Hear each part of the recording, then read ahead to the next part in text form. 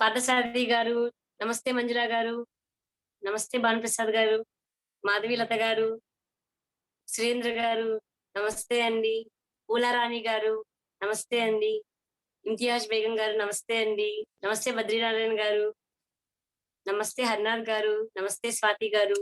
అందరూ కూడా ఎస్ఎంఎస్ చేస్తున్నారు కదండీ! చక్కగా చేస్తున్నారు. చాలా బావుంటున్నాయి. చాలా బావుంది. అలాగే మీరు ఎప్పటికప్పుడు ఎస్ఎంఎస్‌ని మనం కంప్లీట్ చేసుకుందాం.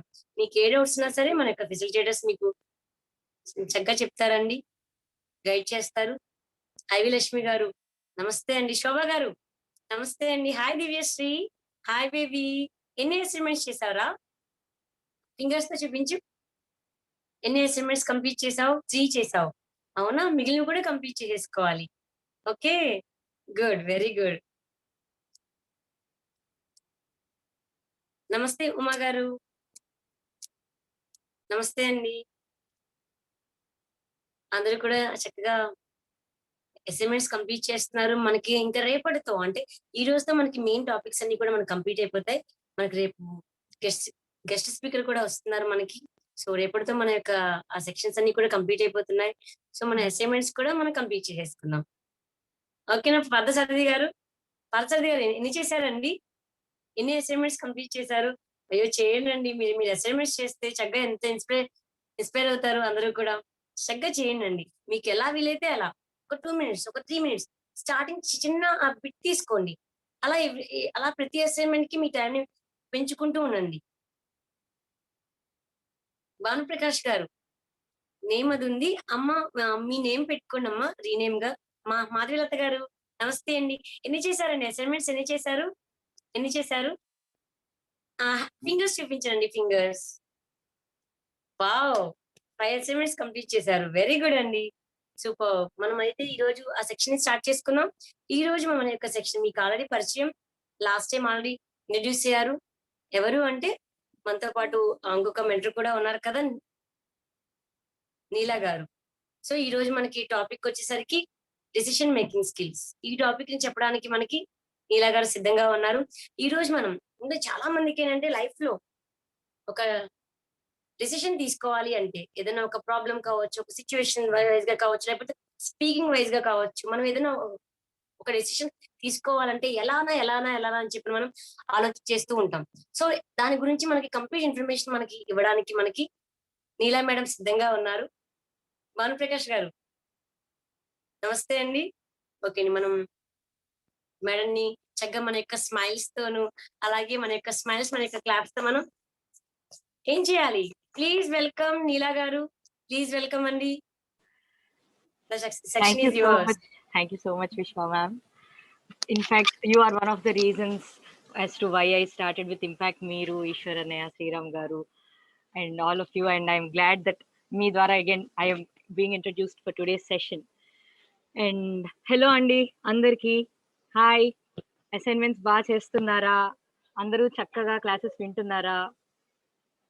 Very well. ఇంతకు ముందు ఒక్కసారి మనకి ఇంటరాక్షన్ జరిగింది అంతే, to introduce one other speaker, and now here we are again.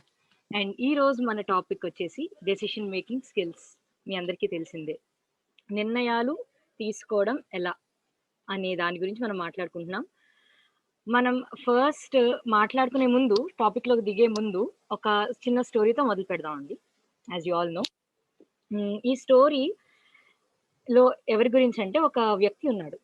ఒక ఎడారి ప్రాంతం ఉంది. ఆ ఎడారి పయనంలో చూస్తూ ఉన్నాడు, వెళ్తూ ఉన్నాడు.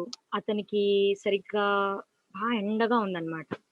ఎండగా ఉండేసరికి నీళ్లు కూడా సరిగ్గా దొరకట్లేదు. ఎక్కడ కనుచూపు మేరలో ఏమీ కనిపించడం లేదు. అలా పైన వెళ్తూ ఉన్నాడు. చుక్క నీరు కూడా కనిపించట్లేదు. బాగా ఆయాసం వచ్చేసింది. ఎన్నో రోజులు అయిపోయినట్టు ఉంది అతనికి సరైన ఆహారం కూడా తీసుకుని. ఇంకా దారి తప్పిపోయానేమో అని కూడా అనిపించింది ఆయనకి. ఎక్కడ ఏం కనిపించట్లేదు. అయితే వెళ్తూ ఉండగా ఇంకా నడవడానికి కూడా కష్టమైందనమాట. నడవడానికి కూడా కష్టమయ్యేసరికి అలాగే తప్పుకుంటూ అడుగు వేసుకుంటూ వెళ్తూ ఉన్నాడు. ఇంకా వదిలేద్దాం హోపు అనుకునే టైంకి అతనికి ఎక్కడో పూరి గుడిసె ఒకటి కనిపించింది.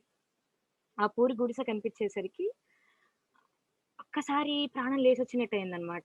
ఏమో అక్కడికెళ్తే నాకేమన్నా కొంచెం నీళ్లు దొరుకుతాయేమో అని చెప్పేసి ఇంక అలాగే అడుగులు అడుగేసుకుంటూ కష్టపడి వెళ్ళాడు ఆ ప్లేస్‌కి. వెళ్తే అక్కడ వెంటనే కుళాయి కనిపించింది. హమ్మయ్య! కుళాయి కనిపించింది అని నీరు తొక్కడానికి ట్రై చేశాడు. ఒక్క చుక్క నీరు రాలేదు. ఇంత హోప్ పెట్టుకొని అక్కడి వరకు వెళ్ళానే అని చెప్పి వెంటనే నిరాశకు గురయ్యాడనమాట.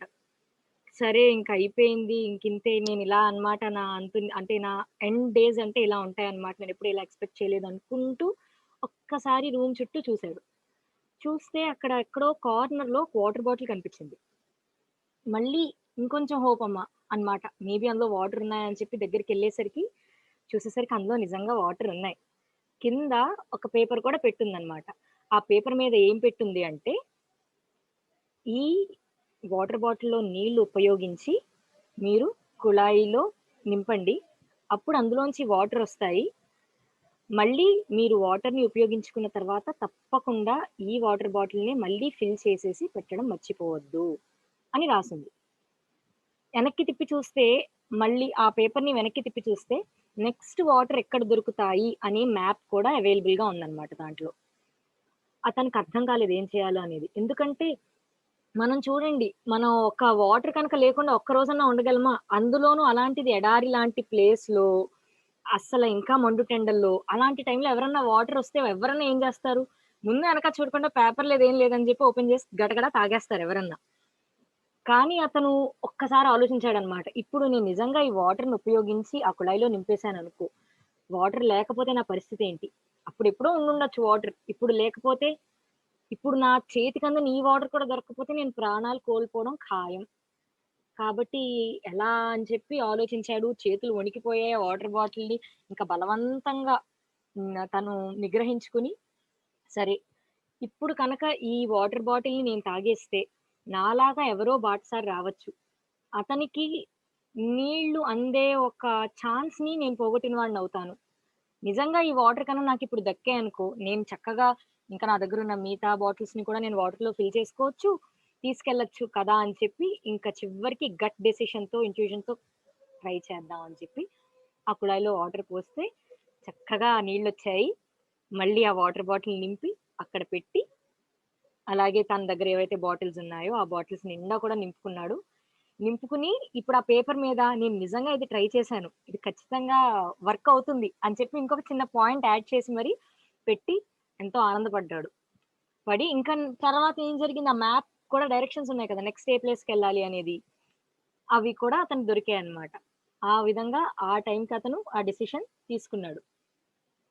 కాబట్టి ఈ స్టోరీలో మనకిక్కడ ఏం తెలిసింది? ఒక కీలకమైన time life or death situation అన్నమాట.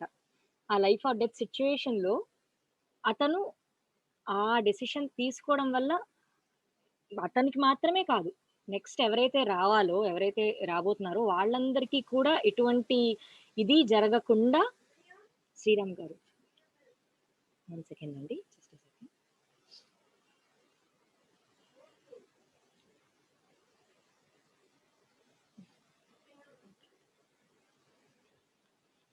యాహ్! డన్. ఓకే. సో, ఈ విధంగా అతను తనకు మాత్రమే కాకుండా మిగతా వారందరికీ కూడా ఎలా హెల్ప్ అవుతుందనే దాన్ని బట్టి డెసిషన్ తీసుకున్నారు. ఇది డెసిషన్ తన లక్ వల్ల తీసుకున్నాడా? లాజిక్ వల్ల తీసుకున్నాడా? అంటే 2 కాదు.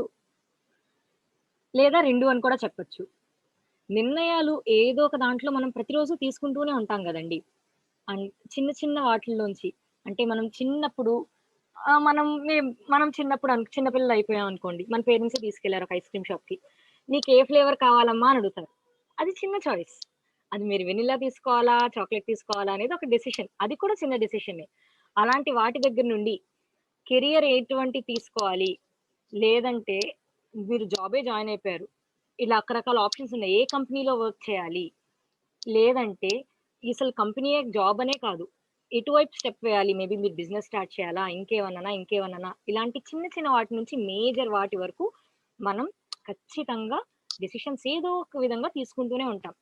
బ్రెయిన్ రిసర్చర్స్ చేసేవాళ్ళు కూడా ఏమని చెప్తారంటే, మనం ఒక రోజులో హ్యూమన్ బ్రెయిన్ అదేది 20,000 వరకు డెసిషన్ తీసుకుంటుందంటండి. లైట్నింగ్ స్పీడ్‌లో. మనం ఒకటి తీసుకుంటున్నామని కూడా మనకు తెలీదు. ఏం చెప్పులేసుకోవాలి? ఏ డ్రెస్సులేసుకోవాలి? ఇలాంటి చిన్న చిన్న విషయాల దగ్గర నుండి ఏదో విధంగా మనం డెసిషన్స్ తీసుకుంటూనే ఉంటాం. ఈ డెసిషన్స్ మళ్ళీ 3 రకాలని చెప్పుకోవచ్చు మనం. ఏంటి? ఒకటి ఇంపార్టెంట్ కాదు అంతలాగా. జనరల్‌గా రోజువారీగా అయిపోయేవి. కొన్ని చాలా ఇంపార్టెంట్ డెసిషన్స్. కొన్ని ప్రాబ్లమ్ సాల్వింగ్‌కి సంబంధించిన డెసిషన్స్. అక్కడేంటంటే ఆ ప్రాబ్లమ్ మీరు సాల్వ్ చేసుకో దాన్ని బట్టి మీ డెసిషన్ బట్టి ప్రాబ్లమ్ సాల్వ్ అవ్వడం, లేకపోవడం అనేది ఉంటుందన్నమాట. ఇలాంటి 3 కేటగరీస్ ఉంటాయి. జనరల్ వాటికి, వీటికి మనకి అంత గైడెన్స్ అవసరం లేదు కాబట్టి మనం ప్రాబ్లమ్ దగ్గరికి డైరెక్ట్‌గా వెళ్ళిపోదాం. ఓకేనా? ఫస్ట్ కొన్ని స్టెప్స్ లాగా మనం చూసుకుంటే, ముందు ప్రాబ్లమ్ సాల్వింగ్ అనే కాన్సెప్టే తీసుకుంటే, ఆ ప్రాబ్లమ్ ఏంటి అనేది మనం ఐడెంటిఫై చేసుకోగలగాలండి. ఐడెంటిఫై చేసుకొని రైటింగ్ ఇట్ డౌన్ హెల్ప్స్. ఆ ప్రాబ్లమ్ ఏంటి? మనకి పలానా ఈ దాని గురించి నాకు I'm not sure about something అన్నది మీరు రాసుకుంటే అది హెల్ప్స్. Really helps. అండ్ ఈ రాసుకునే ప్రాసెస్‌లో మళ్ళీ కొంతమందికి ఒక్కొక్కళ్ళకి ఒక్కొక్కటి వర్క్ అవుతూ ఉంటుంది. కొంతమందికి మిగతా వాళ్ళతో డిస్కస్ చేయడం. కొంతమందికి జస్ట్ రాసుకోవడం. కొంతమందికి దాని మీద రీసెర్చ్ చేయడం. ఇలా మళ్ళీ ఇందులో చాలా కేటగరీస్ ఉన్నాయి. బట్ ఫస్ట్ మనం అర్థం చేసుకోవాలన్నమాట. అక్కడ ఆ టైంకి, ఆ డెసిషన్‌కి మీకసలు మెయిన్ రూట్ ఏంటి అనేది మనం ఐడెంటిఫై చేయగలగాలి. ఎప్పుడైతే మనం రూట్‌ని ఐడెంటిఫై చేస్తామో, అక్కడి నుంచి మనం సొల్యూషన్ రాబట్టడం అనేది, లేదంటే డెసిషన్ తీసుకోవడం అనేది మనకి చాలా ఈజీ అవుతుందన్నమాట. దీనికి ఒకసారి మీరు రాసుకున్నారు ఓకే. దాని తర్వాత ఎలా ప్రొసీడ్ అవ్వాలి అనే దాని గురించి మనం అనలైజ్ చేసుకోవాలి. మీకు ఒక ఎగ్జాంపుల్ చెప్తాను. మా ఫ్రెండ్ ఉన్నాడు. ఒక అబ్బాయి ఉన్నాడు. తను బీటెక్ కంప్లీట్ చేసేసాడు. తర్వాత జాబ్ ట్రయల్స్ ఒక జాబ్ చేశాడు. తర్వాత జాబ్ కూడా మానేశాడు. మధ్యలో కొంచెం గ్యాప్ వచ్చింది. కోవిడ్ టైం కదా! కొంచెం గ్యాప్ వచ్చింది జాబ్‌లో. తను జాబ్ ట్రయల్స్‌లో ఉన్నాడు. అసలైతే క్యాట్ కూడా ప్రిపేర్ అవుదాం అనుకున్నాడు. చేద్దాం అనుకుని ఆపేశాడు. జాబ్ ట్రయల్స్ చేద్దామా? ఇలా అనుకుంటూ ఇంటికెళ్ళాడు. కరెక్ట్‌గా అప్పుడేమైందంటే తను జాతకాలు చూపించుకున్నాడు. వాళ్ళ అన్నయ్య దాని గురించి, ఏదో దాని గురించి మొత్తం జాతకాలు వాళ్ళ అన్నయ్యకి చూపిస్తూ తను కూడా చూపిస్తే అతను అన్నాడంట జ్యోతిష్యుడు. ఏమని? "బాబు నీకు జాబ్ జాబ్ ఇదంతా కాదు. నువ్వు బిజినెస్ చెయ్యి. ఇంక ఇంక తిరుగనేది ఉండదు. వేరే చూసుకోక్కర్లేదు. ఇంక నీకు బిజినెస్‌కి మించి ఇంకేది సెట్ అవ్వదు బాబు" అన్నాడు. అప్పుడు మా ఫ్రెండ్‌కి కూడా ఆలోచనలు రావడం మొదలయ్యాయి. అవును కదా! నిజమే. ఇప్పుడు నేను ఒకళ్ళ కింద ఎళ్లి పని చేయడం ఎందుకు? ఇప్పుడు జాబ్ ట్రయల్సా? ఇప్పుడు నేను కష్టపడి క్యాట్ ప్రిపేర్ అవ్వాలా? ఆల్రెడీ ఇతనే చెప్పేసాడు కదా! పైగా ఇతను చాలా మంచి ఓకే. Okay sir. ఇతను చాలా మంచి అనుభవజ్ఞుడంట. ఈయన చెప్పినవన్నీ కూడా జరిగిపోతూ ఉంటాయంట. చూసుకోక్కర్లేదంట. ఎంతో మంది చెప్పారు. 1 సెకండ్ అండి.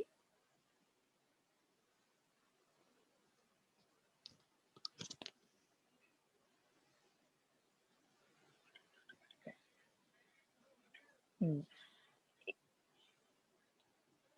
Yeah! Should be better now. హ్మ్.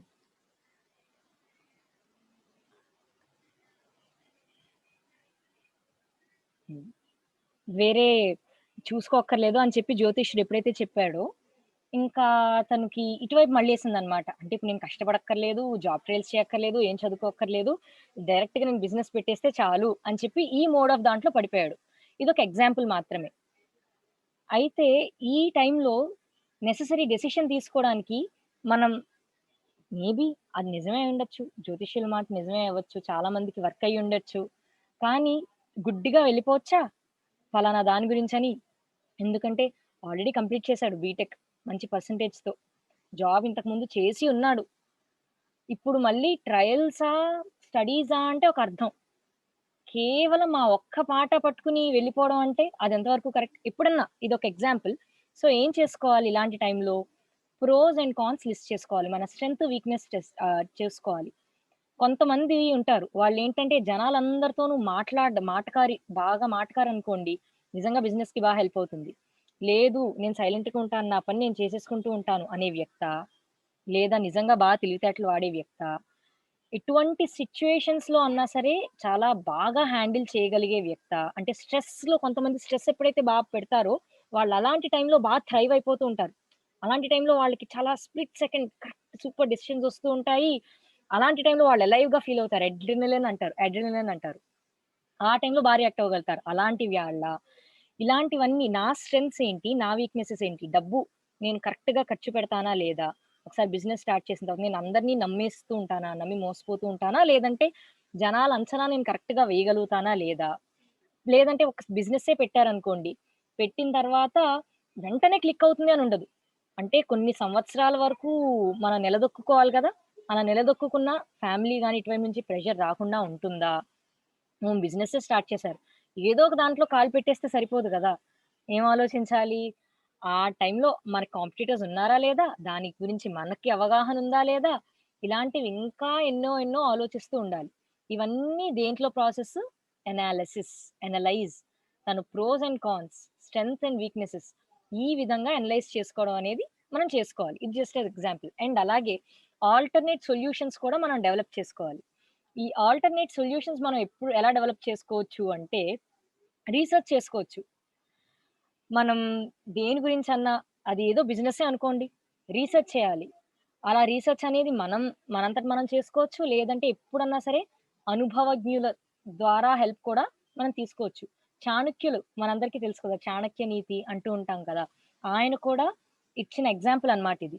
ఎప్పుడైనా సరే ఒకరి చేయూతతో గెలుపు సులువుగా సాధ్యపడుతుంది అని చెప్పారు ఆయన కూడా. ఇది వృద్ధ సంయోగం అంటారంట. వృద్ధులు అంటే ఎవరు? బాగా బుద్ధి పండిపోయిన వాళ్ళనే గాదు. ఆ పలానా దాంట్లో అనుభవాన్ని పొందిన వాళ్ళు. ఒక సింపుల్ ఎగ్జాంపుల్ ఏంటంటే, మీరందరూ ఆన్‌లైన్ ఆర్డర్స్ ప్లేస్ చేసే ఉంటారు కదా! ఏదో ఒక టైంలో ఆన్‌లైన్ ఆర్డర్స్ ప్లేస్ చేసే ఉంటారు. లేదంటే ఏదన్నా ఇంటికి కావాల్సిన వస్తువన్నా ఏమన్నా తీసుకొనుంటారు. తీసుకున్నప్పుడు డైరెక్ట్‌గా వెళ్లి కొనేస్తారా? ఆల్రెడీ ఆ వాషింగ్ మిషన్ ఎవరన్నా వాడిన వాళ్ళు, లేదా ఫ్రిడ్జ్ వాడిన వాళ్ళు, పలానా కంపెనీ బావుంటుందా? ఏ కంపెనీ బావుంటుంది? ఎన్ని లీటర్లు? మీ ఇంట్లో ఎంతమంది? ఎంతమందికైతే ఈ ఫ్రిడ్జ్ సరిపోతుంది? ఎన్ని రోజులకొకసారి? ఇలాంటి ప్రశ్నలన్నీ ఏస్తారు. వాళ్ళు ఖచ్చితంగా వృద్ధులై ఉండాలని ఉందా? వృద్ధులనే ఎళ్లి కనుక్కుంటారా? కాదు. ఆ పలానా వాడిన వ్యక్తులు ఎవరన్నా సరిపోతారు. అంటే ఏంటి? అనుభవజ్ఞులు అని మనం చెప్పుకోవచ్చు. అక్కడ మనం అమెజాన్ ఏదన్నా ఓపెన్ చేసి ఏదన్నా తీసుకుంటే 20,000, 30,000 రివ్యూలుంటాయి. ఆళ్ళందరూ ఏజ్‌లో పెద్దవాళ్ళా? కాదు. వాళ్ళందరూ వాడిన వాళ్ళు.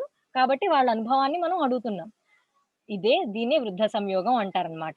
అలా రీసెర్చ్ అనేది మనం చేసుకోవచ్చు. లేదంటే ఎవరైనా అనుభవజ్ఞుల్ని కూడా మనం హెల్ప్ అడిగి తీసుకోవచ్చు ఖచ్చితంగా. కానీ ఇక్కడ మళ్ళీ కొన్ని తిరకాసులున్నాయి. మనం ఏదన్నా సలహా వరకు అడగొచ్చు. అంతేగాని ఫైనల్ డెసిషన్ అనేది మన చేతిలోనే ఉండాలి. వాళ్ళని ఎంతవరకు మనం అడుగుతాం? సలహా వరకు మాత్రమే అడుగుతాం. వాళ్ళు కూడా సలహా మాత్రమే అందివ్వాలి. అంతేగాని ఇది బావుంది కాబట్టి నువ్వు కూడా ఖచ్చితంగా ఇదే తీసుకో అంటే అది మళ్ళీ వాళ్ళు మన డెసిషన్‌ని వాళ్ళ చేతిలోకి తీసుకున్నట్టుంటుంది. ఎప్పుడన్నా మనం డెసిషన్ తీసుకున్నప్పుడు అడ్వైస్ వరకు తీసుకోవచ్చు గానీ, ఎంత ఇన్‌ఫ్లూయన్స్ అంటే మళ్ళీ అది మన చేతిలో ఉంటుంది. మనం ప్రోస్ అండ్ కాన్స్ ఇవన్నీ రాసుకుంటాం కదా! అది మన బడ్జెట్‌లో ఉందా? లేదా? అది ఎంతమందికి సరిపోతుందా? లేదా? ఆ కలర్ ఉందా? లేదా? ఆ మోడల్ ఇప్పుడు మార్కెట్‌లో ఉందా? లేదా? ఇవి రాసుకుంటారు. ఇంకొక వైపు మరీ నాకు ఎక్కువైపోతుందేమో, లేదంటే దీనికన్నా పలానాది ఇంకా బావుంటుంది అని చెప్పి రివ్యూలేమో ఇందులో ఎక్కువున్నాయి. లేదంటే ఒకసారి తీసుకున్న తర్వాత చాలా ప్రాబ్లమ్స్ ఎక్కువొస్తున్నాయంట పలానా కంపెనీ అయితే. ఇలాంటి వీక్‌నెసెస్. ఇలాంటివన్నీ ఇంకో చోట. అప్పుడు కంపేర్ చేసుకొని రాసుకోవడం అనేది మన చేతిలో ఉంటుంది. కాబట్టి ఎప్పుడన్నా సరే ఆహ్, డెసిషన్ అనేది మన చేతిలోనే ఉండాలి. ఎందుకంటే ఎవెన్చువల్లీ ఆ దారిని గాని, అది నడిచేది ఎవరం? మనం. ఇప్పుడు శ్రీకృష్ణుడు భగవద్గీత ఎగ్జాంపులే తీసుకోండి. శ్రీకృష్ణునంతటి వాడే యుద్ధ ధర్మాలు, అలాగే రాజధర్మాలు, నీతులు ఇవన్నీ అర్జునుడికి ఉపదేశించిన తర్వాత, ఏం చేయాలో చెప్పాను. ఎలా చేయాలో చెప్పాను. ఇకపై ఆలోచించి నిర్ణయాలు తీసుకోవాల్సింది నువ్వే అని అన్నారంట. అద్ శ్రీకృష్ణుడే అన్నాడు అర్జున్‌తో ఏమని? "నేనేం చేయాలో చెప్పాను బాబు. నిర్ణయాలన్నీ నీ చేతిలో నువ్వే తీసుకోవాలి" అని చెప్పేసి. ఎప్పుడన్నా సరే మన సక్సెస్ ఆ నిర్ణయం మనం ఏదైనా తీసుకున్నాం. దాని నుంచి మనకు సక్సెస్ వచ్చిందనుకోండి. దాని మీద ఇతరుల పేర్లు ఉండకూడదు. అలా అని మనం ఏదైనా ఫెయిల్ అయ్యామా, నీ వల్లనే జరిగింది అని చెప్పి ఇంకొకళ్ళని కూడా బ్లేమ్ చేయకూడదు. అది మన డెసిషన్ అయ్యుండాలి. అయిన తర్వాత రిగ్రెట్ అవ్వకుండా ఉండేలాగా ముందే మనం కరెక్ట్ డెసిషన్ తీసుకోవడానికే ఈ సూచనలు అన్నీ గూడా. అలాగే వీటితో పాటు ఇంకో రిసర్చ్‌లో భాగంగానే హెల్ప్ అయ్యే టిప్ ఇంకోటేంటి అంటే అందరి మాట అంటే నలుగురితోని మాట్లాడాలి. అడిగినప్పుడు వీళ్ళింతే కదా! వాళ్ళంతే కదా! ఆ! వీళ్ళనేం అడుగుదాంలే అన్నట్టుగా అంటే నాలెడ్జ్ లేకుండా వాళ్ళు అడ్వైస్ ఇస్తున్నారా లేదో మనం అంచనా వేసుకోగలం. మరీ అది కూడా తెలియనంతలా మనం ఉండం కానీ, అలా ప్రతి ఒక్కళ్ళది మనం పర్స్పెక్టివ్ అనేది వినాలండి. ఎప్పుడైతే పర్స్పెక్టివ్ విన్నామో రకరకాల డిఫరెంట్ వేరియస్ వేస్ అనేవి మనకి తడుతూ ఉంటాయి. దీని గురించి ఇంకొక చిన్న ఎగ్జాంపుల్ చెప్తాను మీకు. రీసెంట్‌గా ఒక చిన్న పిల్లలది ప్రోగ్రామ్ జరిగిందండి. ఆ ప్రోగ్రామ్‌లో వాళ్ళ చేత నేను ఏదో ఒక యాక్టివిటీస్ చేస్తూ ఉండాలి. యాక్టివిటీస్ చేస్తూ ఉండాలి. ఆ యాక్టివిటీస్‌లో భాగంగా నేనొకటి ఏం చేశాము అంటే, స్టోరీస్ ఉంటాయి కదా! స్టోరీస్ ఎప్పుడు మేము షేర్ చేస్తాం. చిన్న పిల్లలకి ఇక్కడ ఎలా షేర్ చేస్తాం, అక్కడ అలాగే చేస్తాం. ఆ రోజు యాక్టివిటీలో ఏంటి అంటే, కొన్ని పిక్చర్స్ ఇచ్చేసి, ఆ పిక్చర్స్ యూజ్ చేసి మీరు స్టోరీ చెప్పాలి. ఒక్క నిమిషం మీకు పిక్చర్ చూడడానికి ఉంటుంది. అందులో రకరకాలు ఉన్నాయన్నమాట వస్తువులు. ఒక రింగ్ ఉంది, వాషింగ్ మిషన్ ఉంది, పెద్దవాళ్ళున్నారు, శాండ్‌విచ్ ఉంది. ఇలా అన్నిటితో పాటు విచెస్ అంటారు. అంటే మాయలు, మంత్రాలు చేసేవాళ్ళుంటారు కదా!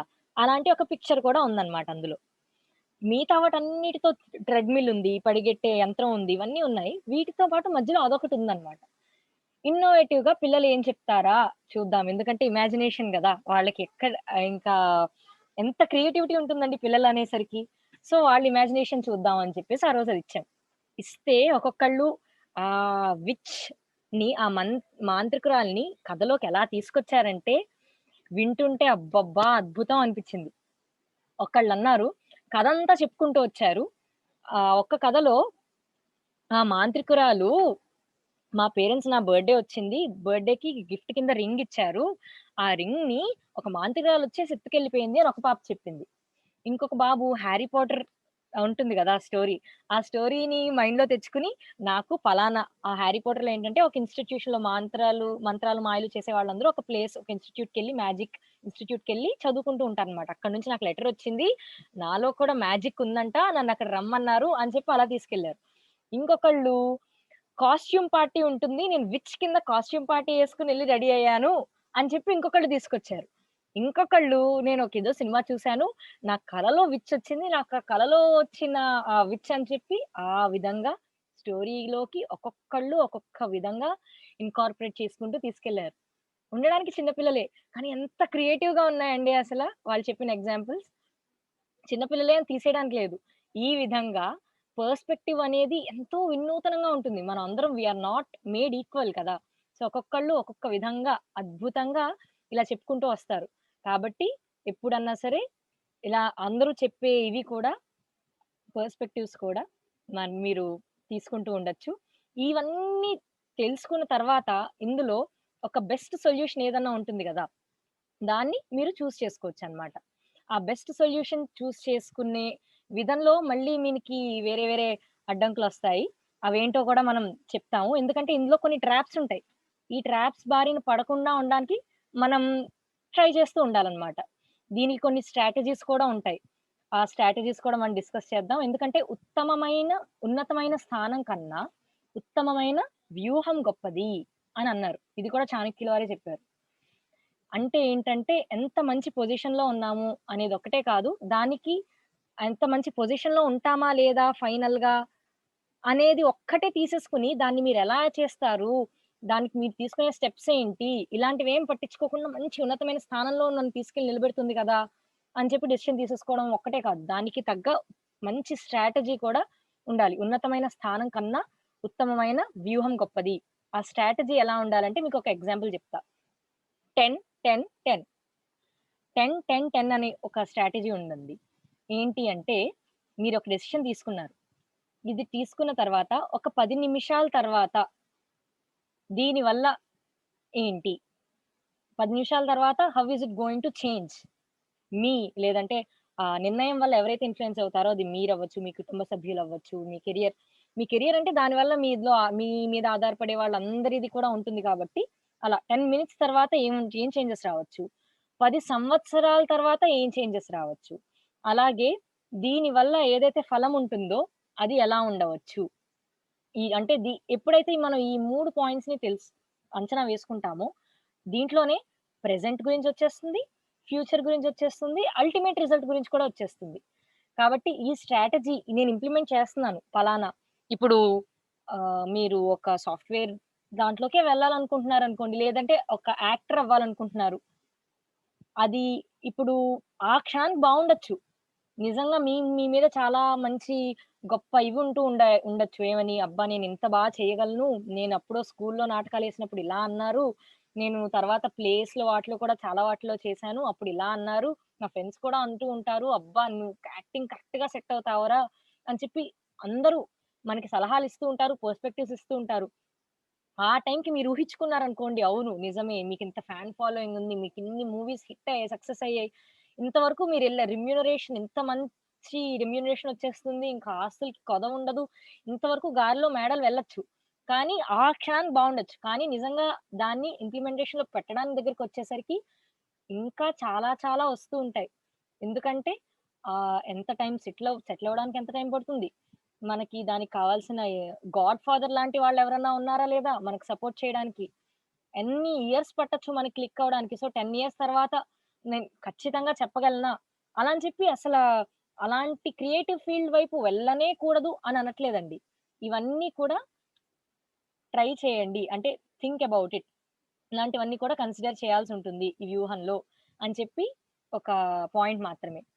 కాబట్టి ఇలా ఒక ఇలాంటివన్నీ అంచనా వేసుకున్న తర్వాత ఏం చేస్తారు? ఫైనల్లీ ఒక బెస్ట్ సొల్యూషన్ దగ్గరికొస్తారు కదా! సొల్యూషన్ దగ్గరికొచ్చిన తర్వాత ఆ డెసిషన్‌ని యాక్షన్ కింద కన్వర్ట్ చేసుకోవాలి. అంటే ఇంప్లిమెంటేషన్‌లోకి పెట్టాలి.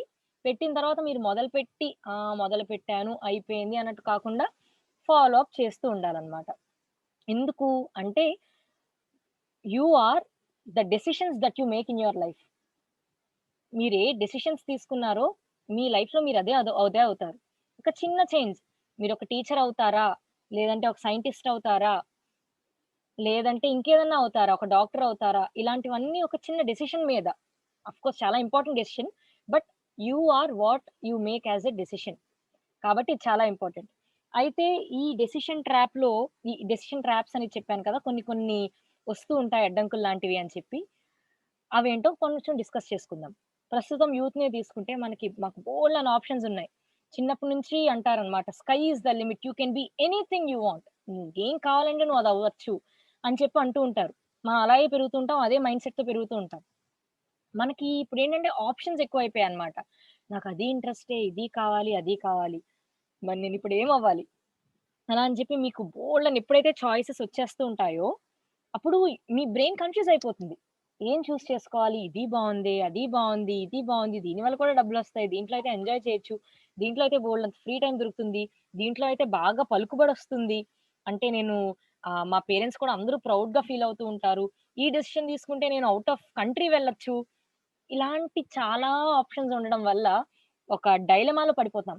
మాన్‌స్టర్ చాయిస్ డైలమా అని కూడా అనొచ్చు. ఇక్కడేంటంటే మన బ్రెయిన్‌లో స్టిమ్యులస్ ఓవర్‌ఫ్లో అయిపోతాయన్నమాట. ఇన్ఫర్మేషన్ అంతా కూడా ఓవర్‌ఫ్లో అయిపోతుంది. కాబట్టి ఇది ఒక ట్రాప్. ఇంకొకటేంటంటే సందేహాలు. వాట్ ఇఫ్ ఇది ఇలా అయితే ఎలాగా? అదైతే అలా అయితే ఎలాగా? ఇప్పుడు ఎమోషన్స్ వచ్చేస్తూ ఉంటాయి. వాటిని మనం నిగ్రహించుకోలేక అంటే ఎగ్జాంపుల్ మీకు చెప్పాలంటే మీరిప్పుడు గాల్లో మేడలు ఉన్నాయి. ఇప్పుడు మా ఫ్రెండ్ ఎగ్జాంపుల్ దగ్గరికి మళ్ళీ తిరిగెళ్దాం. ఇప్పుడు నేను బిజినెస్ నిజంగా చేస్తే అని చెప్పి ఆ పాజిటివ్ థాట్‌లోకెళ్ళిపోతారు ఓకే. బట్ దానికి చేయవలసిన పెట్టుబడుందా? లేదంటే నేనిప్పుడు నిజంగా ఇందులో సెటిల్ అయ్యాను. కానీ వాళ్ళందరూ వచ్చి, "ఆహా! బీటెక్ చేసావా బాబు? కానీ మందుల షాప్ పెట్టావా? ఆహా! అంతేనా? ఏం అవ్వలేదా? ఏమమ్మా? ఏం జాబ్ సరిగ్గా రాలేదా?" ఇలాంటి క్వెషన్స్ అడుగుతూ ఉంటారు. అవన్నీ మళ్ళీ వీళ్ళకి సూటిపోటి మాటల్లాగా పొడుస్తూ ఉంటాయి. కాబట్టి ఇలాంటి సందేహాలు, ఇలాంటి మిగతా వాళ్ళ ద్వారా నుంచి ఔట్‌సైడ్ సోర్సెస్ నుంచి వచ్చేవేవైతే ఉన్నాయో వీటన్నిటిని నిలదొక్కుకొని ఎందుకంటే నిర్ణయం అనేది అగైన్ మీది. మీరు ఆ బాటలో వెళ్ళాలి. కాబట్టి ఇలాంటివేవొచ్చినా పర్వాలేదా? ఇది ఒక పాయింట్. ఇంకోటేంటంటే పర్ఫెక్షనిజం. ఇది నేను చేసుకున్నాను. ఇది వెళ్తున్నాను ఓకే. కానీ ఇది నేను చేశానంటే ఇంకా పర్ఫెక్షన్‌కి పరాకాష్ట. ఇంకా నన్ను మించి ఎవరు చేయలేరు. అలా అయితే తప్ప నేను ఈ డెసిషన్ తీసుకోను. నో వన్ ఈస్ పర్ఫెక్ట్ కదండీ! నేనంత పర్ఫెక్ట్ అయితే తప్ప నేనిది చెయ్యను అనుకుంటే ఎవరన్నా అక్కడే ఉండిపోతారు. ఎందుకంటే ఇందులో పర్ఫెక్ట్ అయిన తర్వాత చేద్దాం. ఏ రంగంలో అన్నా చూసుకోండి. మీరు అంత 100% పర్ఫెక్షన్ ఒచ్చేస్తే ఇంక మీరు అక్కడికెళ్ళడం ఎందుకు? కదా! అందులో మీరు నాలెడ్జ్ గెయిన్ చేసుకోవడానికి it's a step by step process. Enter అయిన తర్వాత మీరు నేర్చుకుంటూ ఉంటారు. చుట్టూ వాళ్ళకి నేర్పిస్తూ ఉంటారు. నెమ్మదిగా ఎక్స్‌పర్ట్ లెవెల్ అనేది పెరుగుతూ ఉంటుంది. ఇప్పుడు సాఫ్ట్‌వేర్ జాబ్స్ ఉంటాయి. లక్షలు లక్షలు ఇచ్చి ఐఐటీలో, ఐఐఎంలో చదువుకున్న వాళ్ళకి సాలరీలు ఇస్తాయి. వాళ్ళు 100% పర్ఫెక్షన్ అని చెప్పి ఇస్తాయా? వాళ్ళు కూడా స్టూడెంట్సే. ఐఐటీలో చదివినా, చిన్న ఇంజినీరింగ్ కాలేజ్‌లో చదివినా. కానీ వాళ్ళకెందుకు ఇస్తారు అంటే వాళ్ళ ఎబిలిటీని బట్టి. అంతేగాని పర్ఫెక్షనిజం 100% అనేది అచీవ్ చేయడం అనేది పాసిబిలిటీయే లేదు. ఇవన్నీ ఏంటంటే కొన్ని ట్రాప్స్ లాంటివన్నమాట. నిర్ణయం తీసుకోవడానికి మనకి ముందు ఇవన్నీ కొంచెం మనని కన్‌ఫ్యూజ్ చేసే ట్రాప్స్. వీటి నుంచి బయట పడేది ఎలా అనేది కూడా మనం డిస్కస్ చేసుకునే ముందు, ఇలాంటి డెసిషన్ ట్రాప్స్ అన్నీ మనం ఆలోచించేటప్పుడు మన బ్రెయిన్ ఏ విధంగా రియాక్ట్ అవుతుంది అనేది కూడా ఒకసారి చూసుకుందాం. ఇప్పుడు బ్రెయిన్‌లో చాలా పార్ట్స్ ఉంటాయి. అందులో థాలమస్ అనేది ఒక పార్ట్ అన్నమాట. ఇదేంటంటే హ్యాపీ హ్యాపీగా, క్లియర్ మైండ్‌గా మనకి ఎటువంటి స్ట్రెస్ మనం గురి కాకుండా ఉన్నప్పుడు ఎంత రిలీవ్డ్‌గా ఉంటామో, దానికి సంబంధించినవన్నీ చూసుకునేది థాలమస్ అన్నమాట. ఎప్పుడైతే మన మీద ప్రెషర్ లేదు, ప్రాబ్లమ్స్ ఏం లేవు. అలాంటప్పుడు మనం కూల్‌గా తీసుకుంటూ ఉంటాం. ఆ ఇంట్యూషన్‌తో వెళ్తూ ఉంటాం. గట్ ఫీలింగ్‌తో వెళ్తూ ఉంటాం. అప్పుడు సరైనవే వస్తూ ఉంటాయి. ఎప్పుడైతే మనం ఎక్కువ స్ట్రెస్ తీసుకుంటూ ఉంటామో, అప్పుడే కదా కొంచెం అటు ఇటు అయ్యే ఛాన్స్ ఉండి, అయ్యో! అనవసరంగా తీసుకున్నానని రిగ్రెట్ మాత్రం అవ్వకూడదు మనం. అలాంటి ప్రాబ్లమ్స్ ఉన్నప్పుడు రియాక్ట్ అయ్యే వేరే ఆర్గన్ వేరే ఉంది. కానీ మెయిన్ మనం థాలమస్ చూసుకుందాం. ఈ థాలమస్ ఏంటంటే హ్యాపీగా ఉంటాం, క్లియర్ మైండెడ్‌గా ఉంటాం. మనం తీసుకునే డెసిషన్స్ అన్నీ కూడా ఫ్రంటల్ కార్టెక్స్ అనే ఇంకొక పార్ట్‌కి అందజేస్తూ ఉంటుందన్నమాట. ఓకే. నెక్స్ట్ ఇది అని చెప్పేసి. ఎప్పుడైతే ఎమిగ్డాలా అని చెప్పి ఇంకోటుంది. అదేంటంటే మన బ్రెయిన్‌లో ఉన్న ఆర్గానే అదేంటి స్ట్రెస్ గాని, బాగా ప్రాబ్లమాటిక్‌గా మనం ఫీల్ అయినప్పుడు మాత్రం అది okay. Life or death situation అనుకుని యాక్టివేట్ అయిపోయే ఆర్గాన్ అన్నమాట అది. ఆ ఆర్గాన్ ఒకటుంది. ఇది కూడా మనకు చాలా ఇంపార్టెంటే. ఎందుకు? మళ్ళీ కొన్ని వేల సంవత్సరాలు బ్యాక్‌కెళ్దామండి. సే ఒక 20,000 సంవత్సరాలు, 30,000 సంవత్సరాల క్రితం ఒక ఆది మానవుడే ఉన్నాడు. అలా ఏముంది ఎంజాయ్ చేస్తూ నేచర్‌లో మధ్యలో అలా వెళ్తూ ఉన్నాడు. సడెన్‌గా ఒక టైగర్ కనిపించింది అతనికి. టైగర్ కనిపించినప్పుడు థాలమస్ ఏం రియాక్ట్ చేస్తది? హే! ఇదేదో వింతగా ఉందే ఏంటిది? అని చెప్పి ఏం కాదు దాన్ని తల్ల నిమురు అలాంటివన్నీ థాలమస్ అందిస్తూ ఉంటుంది. కానీ అమిగ్డాలా ఉండడం వల్ల ఏమవుతుంది అంటే అదేం చెప్తుంది అంటే, "హే! మొన్నే ఒకడెవడో గాని ఇలాంటిదే నడుచుకుంటూ వెళ్ళడం నేను చూసాను. అక్కడ ఒక డెడ్ బాడీ కనిపించింది. ఆ డెడ్ బాడీకి తల లేదు, చెయ్యి లేదు, ఏం లేదు. రక్తం కారుతూ ఉంది. అంతే ఇంక దీని దగ్గరికెళ్ళావంటే ఇంక నీ సంగతి అంతే" అని చెప్పి మిమ్మల్ని ఆపి ఆ టెన్షన్‌కి సంబంధించిన దాని గురించి మిమ్మల్ని వార్న్ చేసేదెవరు? ఈ అమిగ్డాలా. ఎప్పుడైతే అలా వార్న్ చేస్తదో అప్పుడు వామ్మో! అని చెప్పి పరుగు పెట్టేయొచ్చు అక్కడి నుంచి. ఆ సిట్యుయేషన్ నుంచి బయటకొచ్చేయొచ్చు. అలాంటి వాటి కోసం, అలాంటి సిట్యుయేషన్స్ గురించి మనం రియాక్ట్ అవ్వడానికి, మన లైఫ్‌ని సేవ్ చేయడానికి మనకు హెల్ప్ అయ్యేదే ఈ అమిగ్డాలా అనేది. ఇదేం చేస్తుంది మన బాడీ సిస్టమ్‌ని ఓవర్ రైట్ చేసేస్తుంది. థాలమస్ ఏం చేస్తుంది హ్యాపీగా పెడుతుంది. ఈ అమిగ్డాలా కార్టిజాల్ అనే ఒక స్ట్రెస్‌కి సంబంధించిన దీన్ని జనరేట్ చేసి, హార్మోన్ జనరేట్ చేసి ఏం చేస్తుంది మన సిస్టమ్‌ని ఓవర్ రైట్ చేసేస్తుంది. అంటే ఇంకా స్టాప్ పరుగో అక్కడి నుంచి. అలాగా మనల్ని ఇది చేస్తుంది. కాబట్టి ఎప్పుడైతే మనం ప్రాబ్లమ్ సాల్వింగ్‌కి సంబంధించి ఏదైనా ఇలాంటి సిట్యుయేషన్ ఎదుర్కొంటూ ఉంటామో, అప్పుడు ఈ కార్టిజాల్ అనేది కొంచెం ప్రొడ్యూస్ అయ్యే ఛాన్స్ ఉందన్నమాట. ఇప్పుడు ఇలాంటి బ్రెయిన్ రియాక్షన్ గాని, ఇలాంటి స్ట్రాప్స్ గురించి గాని, వీటన్నిటి నుంచి ఇంతలా కాకుండా మనకి హెల్ప్ అవ్వడానికి మనం ఎప్పుడన్నా ఏం చేస్తాం అగైన్ సక్సెస్‌ఫుల్ పీపుల్ ఎవరైతే ఉన్నారో వాళ్ళ ఎగ్జాంపుల్ మనం ఫాలో అవ్వడానికి ట్రై చేస్తూ ఉంటాం కాబట్టి, ఎవరైతే టాప్ డెసిషన్ మేకర్స్ ఉంటారో, ఏ కంపెనీస్ అయినా సరే హైర్ చేసుకునే వాళ్ళు, మన భాషలో చెప్పుకుంటే పూర్వకాలం రాజులకి మంత్రులు ఉండేవాళ్ళు గదా! చీఫ్ మినిస్టర్స్, ముఖ్యమంత్రులు వాళ్ళు. అలాంటి వాళ్ళు ఏంటంటే ఎటువంటి సిట్యుయేషన్ అన్నా సరే కూల్‌గా ఉండగలిగి డెసిషన్‌ని స్ప్లిట్ సెకండ్‌లో చెప్పి, దానిని సరైన దోవలో తీసుకెళ్ళగలిగే వాళ్ళు. ఇలాంటి వాళ్ళు ప్రస్తుతం కంపెనీస్ కూడా హైర్ చేసుకుంటాయి. అలాంటి డెసిషన్ మేకర్స్ ఫాలో అయ్యేవి ఏంటి అంటే, ఫస్ట్‌ది ఈ ఓవర్‌లోడ్ ఉంటుంది కదా! ఇన్ని ఆప్షన్స్, ఇన్ని చాయిసెస్ ఉన్నాయి కదా! వీటి నుంచి ఆ ఓవర్‌లోడ్ నుంచి వాళ్ళకి బయటపడడానికి వాళ్ళు ఫస్ట్ ఏంటంటే క్లారిటీతో ఉంటారండి. వాళ్ళేంటి? వాళ్ళకి ఏం కావాలి? వాళ్ళని ఎలా తెచ్చుకోవాలి? ఎంత సేపట్లో తెచ్చుకోవాలి? అనే దాని గురించి ఒక స్టాండర్డ్ మెయింటైన్ చేస్తారు. మీకు సాఫ్ట్‌వేర్ జాబ్ కావాలి. ఇందులో అయినా పర్లేదా? ఏదన్నా పర్లేదా? ఏదైనా స్టార్టప్‌లో అయినా పర్వాలేదా? అని మనం అనుకుంటే, ఏ ఇంజినీరింగ్ కాలేజ్‌లో ఎలా అన్నా చదివేసి ఏదో ఒక జాబ్ వెతుక్కొని ఎలా అన్నా తెచ్చేసుకోవడమా? కాదు. నాకు ఫలానా ఎంఎన్సీలోనే, ఫలానా మల్టీనేషనల్ కంపెనీలోనే కావాలి, జాగ్వార్‌లోనే కావాలి, బీఎండబ్ల్యూలోనే కావాలి, నేను అందులోనే వర్క్ చేస్తాను అనుకుంటే, అప్పుడు వాళ్ళు దానికి తగ్గట్టు స్టెప్స్ ఎలా తీసుకుంటారు? అగైన్ వాళ్ళు ఎవరిని హైర్ చేసుకుంటారు? ఏ ఇన్‌స్టిట్యూట్స్‌కెళ్ళి హైర్ చేసుకుంటారు? లేదా ఎన్ని సంవత్సరాల ఎక్స్‌పీరియన్స్ ఏ పలానా దాంట్లో ఇప్పుడు మళ్ళీ ఇందులో చూసుకుంటే మళ్ళీ రకరకాలుంటాయి కదా! ఇందులో వాళ్ళకి రిక్వైర్‌మెంట్ ఎందులో ఉంది? వాళ్ళు ఎటువంటి ఇంటర్‌వ్యూస్ తీసుకుంటూ ఉంటారు? ఇలాంటివన్నీ కూడా ఒక క్లారిటీతో ఉండాలి. అగైన్ ఏంటంటే వాళ్ళకి ముందు మనకి ఆ ఇది ఉందా? లేదా? ఇప్పుడు అందరి ఐక్యూ లెవెల్స్ ఒకలా ఉండవు. నాకు ఖచ్చితంగా అందులోనే కావాలి అంటే ఇన్ జనరల్ మార్క్స్ ఉంటాయి. నువ్వు 50, 60% మార్క్స్ వచ్చే వ్యక్తివా? 50, 60% మార్క్స్ కూడా నువ్వెంత కష్టపడి చదివినా నీకంతే వస్తున్నాయా? లేదంటే నువ్వు ఆకతాయిగా చదువుతున్నావు కాబట్టా? అలా కాకుండా నువ్వెంత చదివినా అంతే అంటే మళ్ళీ కొంచెం ఆలోచించుకోవాలి. లేదు, కాదు, ఆకతాయిగా చదువుకోవడం వల్లే అంటే, లేదు నిజంగా నువ్వు నియంత్రించుకుని, నిగ్రహించుకుని నువ్వు అక్కడే కూర్చొని అంత డిసిప్లిన్ నువ్వు అలవరుచుకోగలవా? లేదా అలవరుచుకున్న తర్వాత నువ్వు మళ్ళీ ఆ స్టెప్స్ మళ్ళీ పలానా కాలేజ్ అక్కడికే వెళ్ళాలి. ఫర్ ఎగ్జాంపుల్ నీకు జాయినింగ్ ఫీజ్ ఇంత అని ఉంటుంది. అది నువ్వు పెట్టుకోగలవా? ఇలాంటివన్నీ తర్వాతొస్తాయి. సో, ముందు వాళ్ళ గురించి క్లారిటీ ఉండాలి. మాకేం కావాలి? ఖచ్చితంగా నీకు అందులోనే కావాలా? అండ్ అది ఎలా మీరు తెచ్చుకోవచ్చు అనే వీటి గురించి ఫస్ట్ క్లారిటీ ఉండాలి. అండ్ సెకండ్‌ది ఏంటి అలాంటి సందేహాలు ఇవన్నీ ఉన్నప్పుడు సెకండ్ డెసిషన్ ట్రాప్ ఉంది గదా! దాని నుంచి బయటపడడం ఎలాగా అంటే, వాళ్ళు ఏం జేస్తారంటే ఖచ్చితంగా కంటిన్యూస్‌గానంట బ్రెయిన్‌ని ఇప్పుడు కార్టిజాల్ అనేది, అమిగ్డాలా అనేది ఆర్గాన్ ఉంది. హార్మోన్ ప్రొడ్యూస్ అవుతూనే ఉంటుంది. మనకే ప్రాబ్లమ్ వచ్చినా సరే మనం అలాగే రియాక్ట్ అవుతూ, దానివల్ల మన డెసిషన్స్ ఇంపాక్ట్ అయిపోయి, మనం ఎటూ కాని పరిస్థితిలో ఉండిపోవడం కన్నా వాళ్ళేం చేస్తూ ఉంటారంటే కంటిన్యూస్‌గా బ్రెయిన్‌ని టిప్స్ మీద అంటే ఎటువంటి సిట్యుయేషన్ అన్నా సరే, వచ్చినా సరే ఎదుర్కోవడానికి వీలుగా బ్రెయిన్ ఎటువంటి టైంలో అన్నా షార్ప్‌గా పనిచేసే విధంగా వాళ్ళు ట్రైన్ చేసుకుంటారంట వాళ్ళని వాళ్ళు.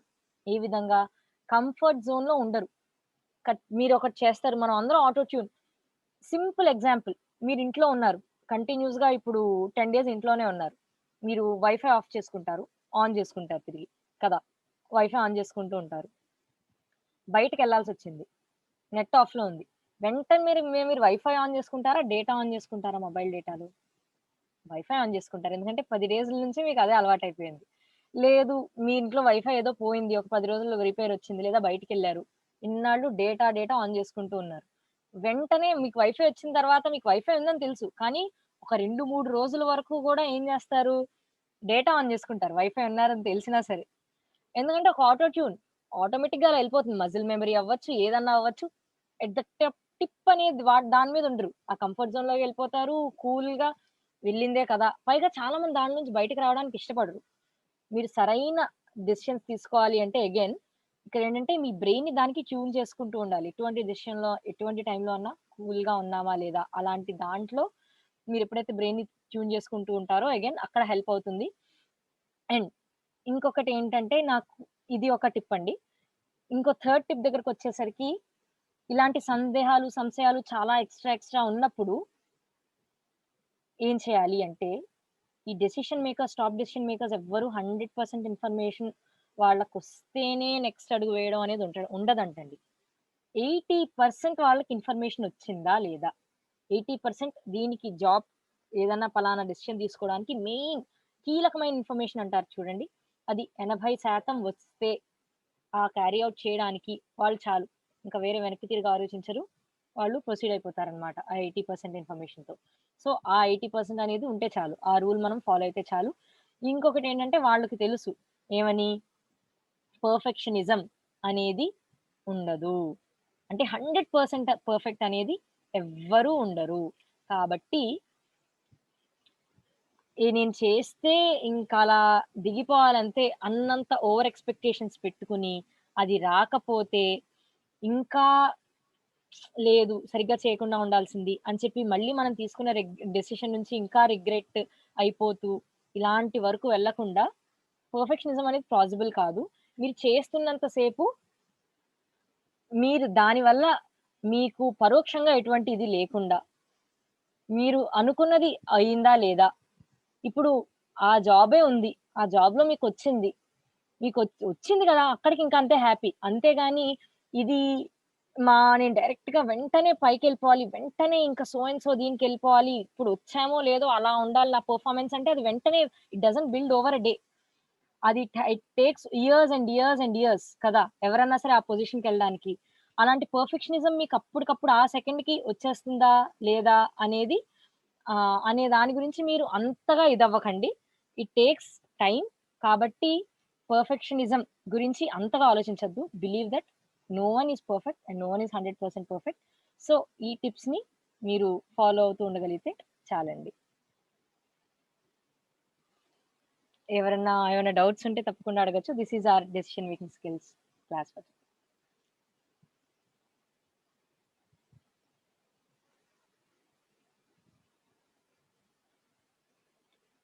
ఎవరైనా డౌట్స్ ఉంటే హ్యాండ్ రైజ్ చేయండి.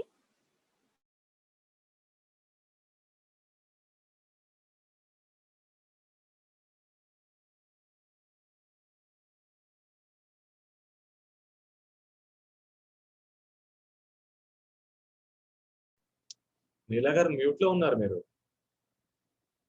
Yes sir. Happy evening to all. Happy happy evening to evening all sir. అండి. థాంక్స్ సో మచ్ నీలా గారు. Thank you sir. నాకు ఒక చిన్న డెసిషన్ తీసుకోవడంలో కొంచెం ఇబ్బంది అవుతోంది. సలహా ఇస్తారా? సార్.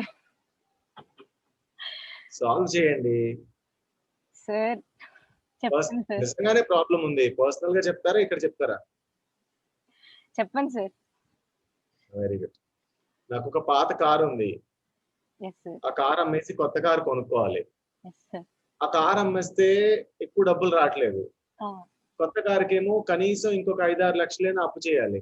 అప్పు చేయాలా సార్? అప్పు చేయాలి. అప్పు యెస్. చేసి కొనాలి. పాత కారు అమ్మేస్తే వచ్చే డబ్బులేమో డౌన్ పేమెంట్‌కి తప్ప దేనికి సరిపోవు.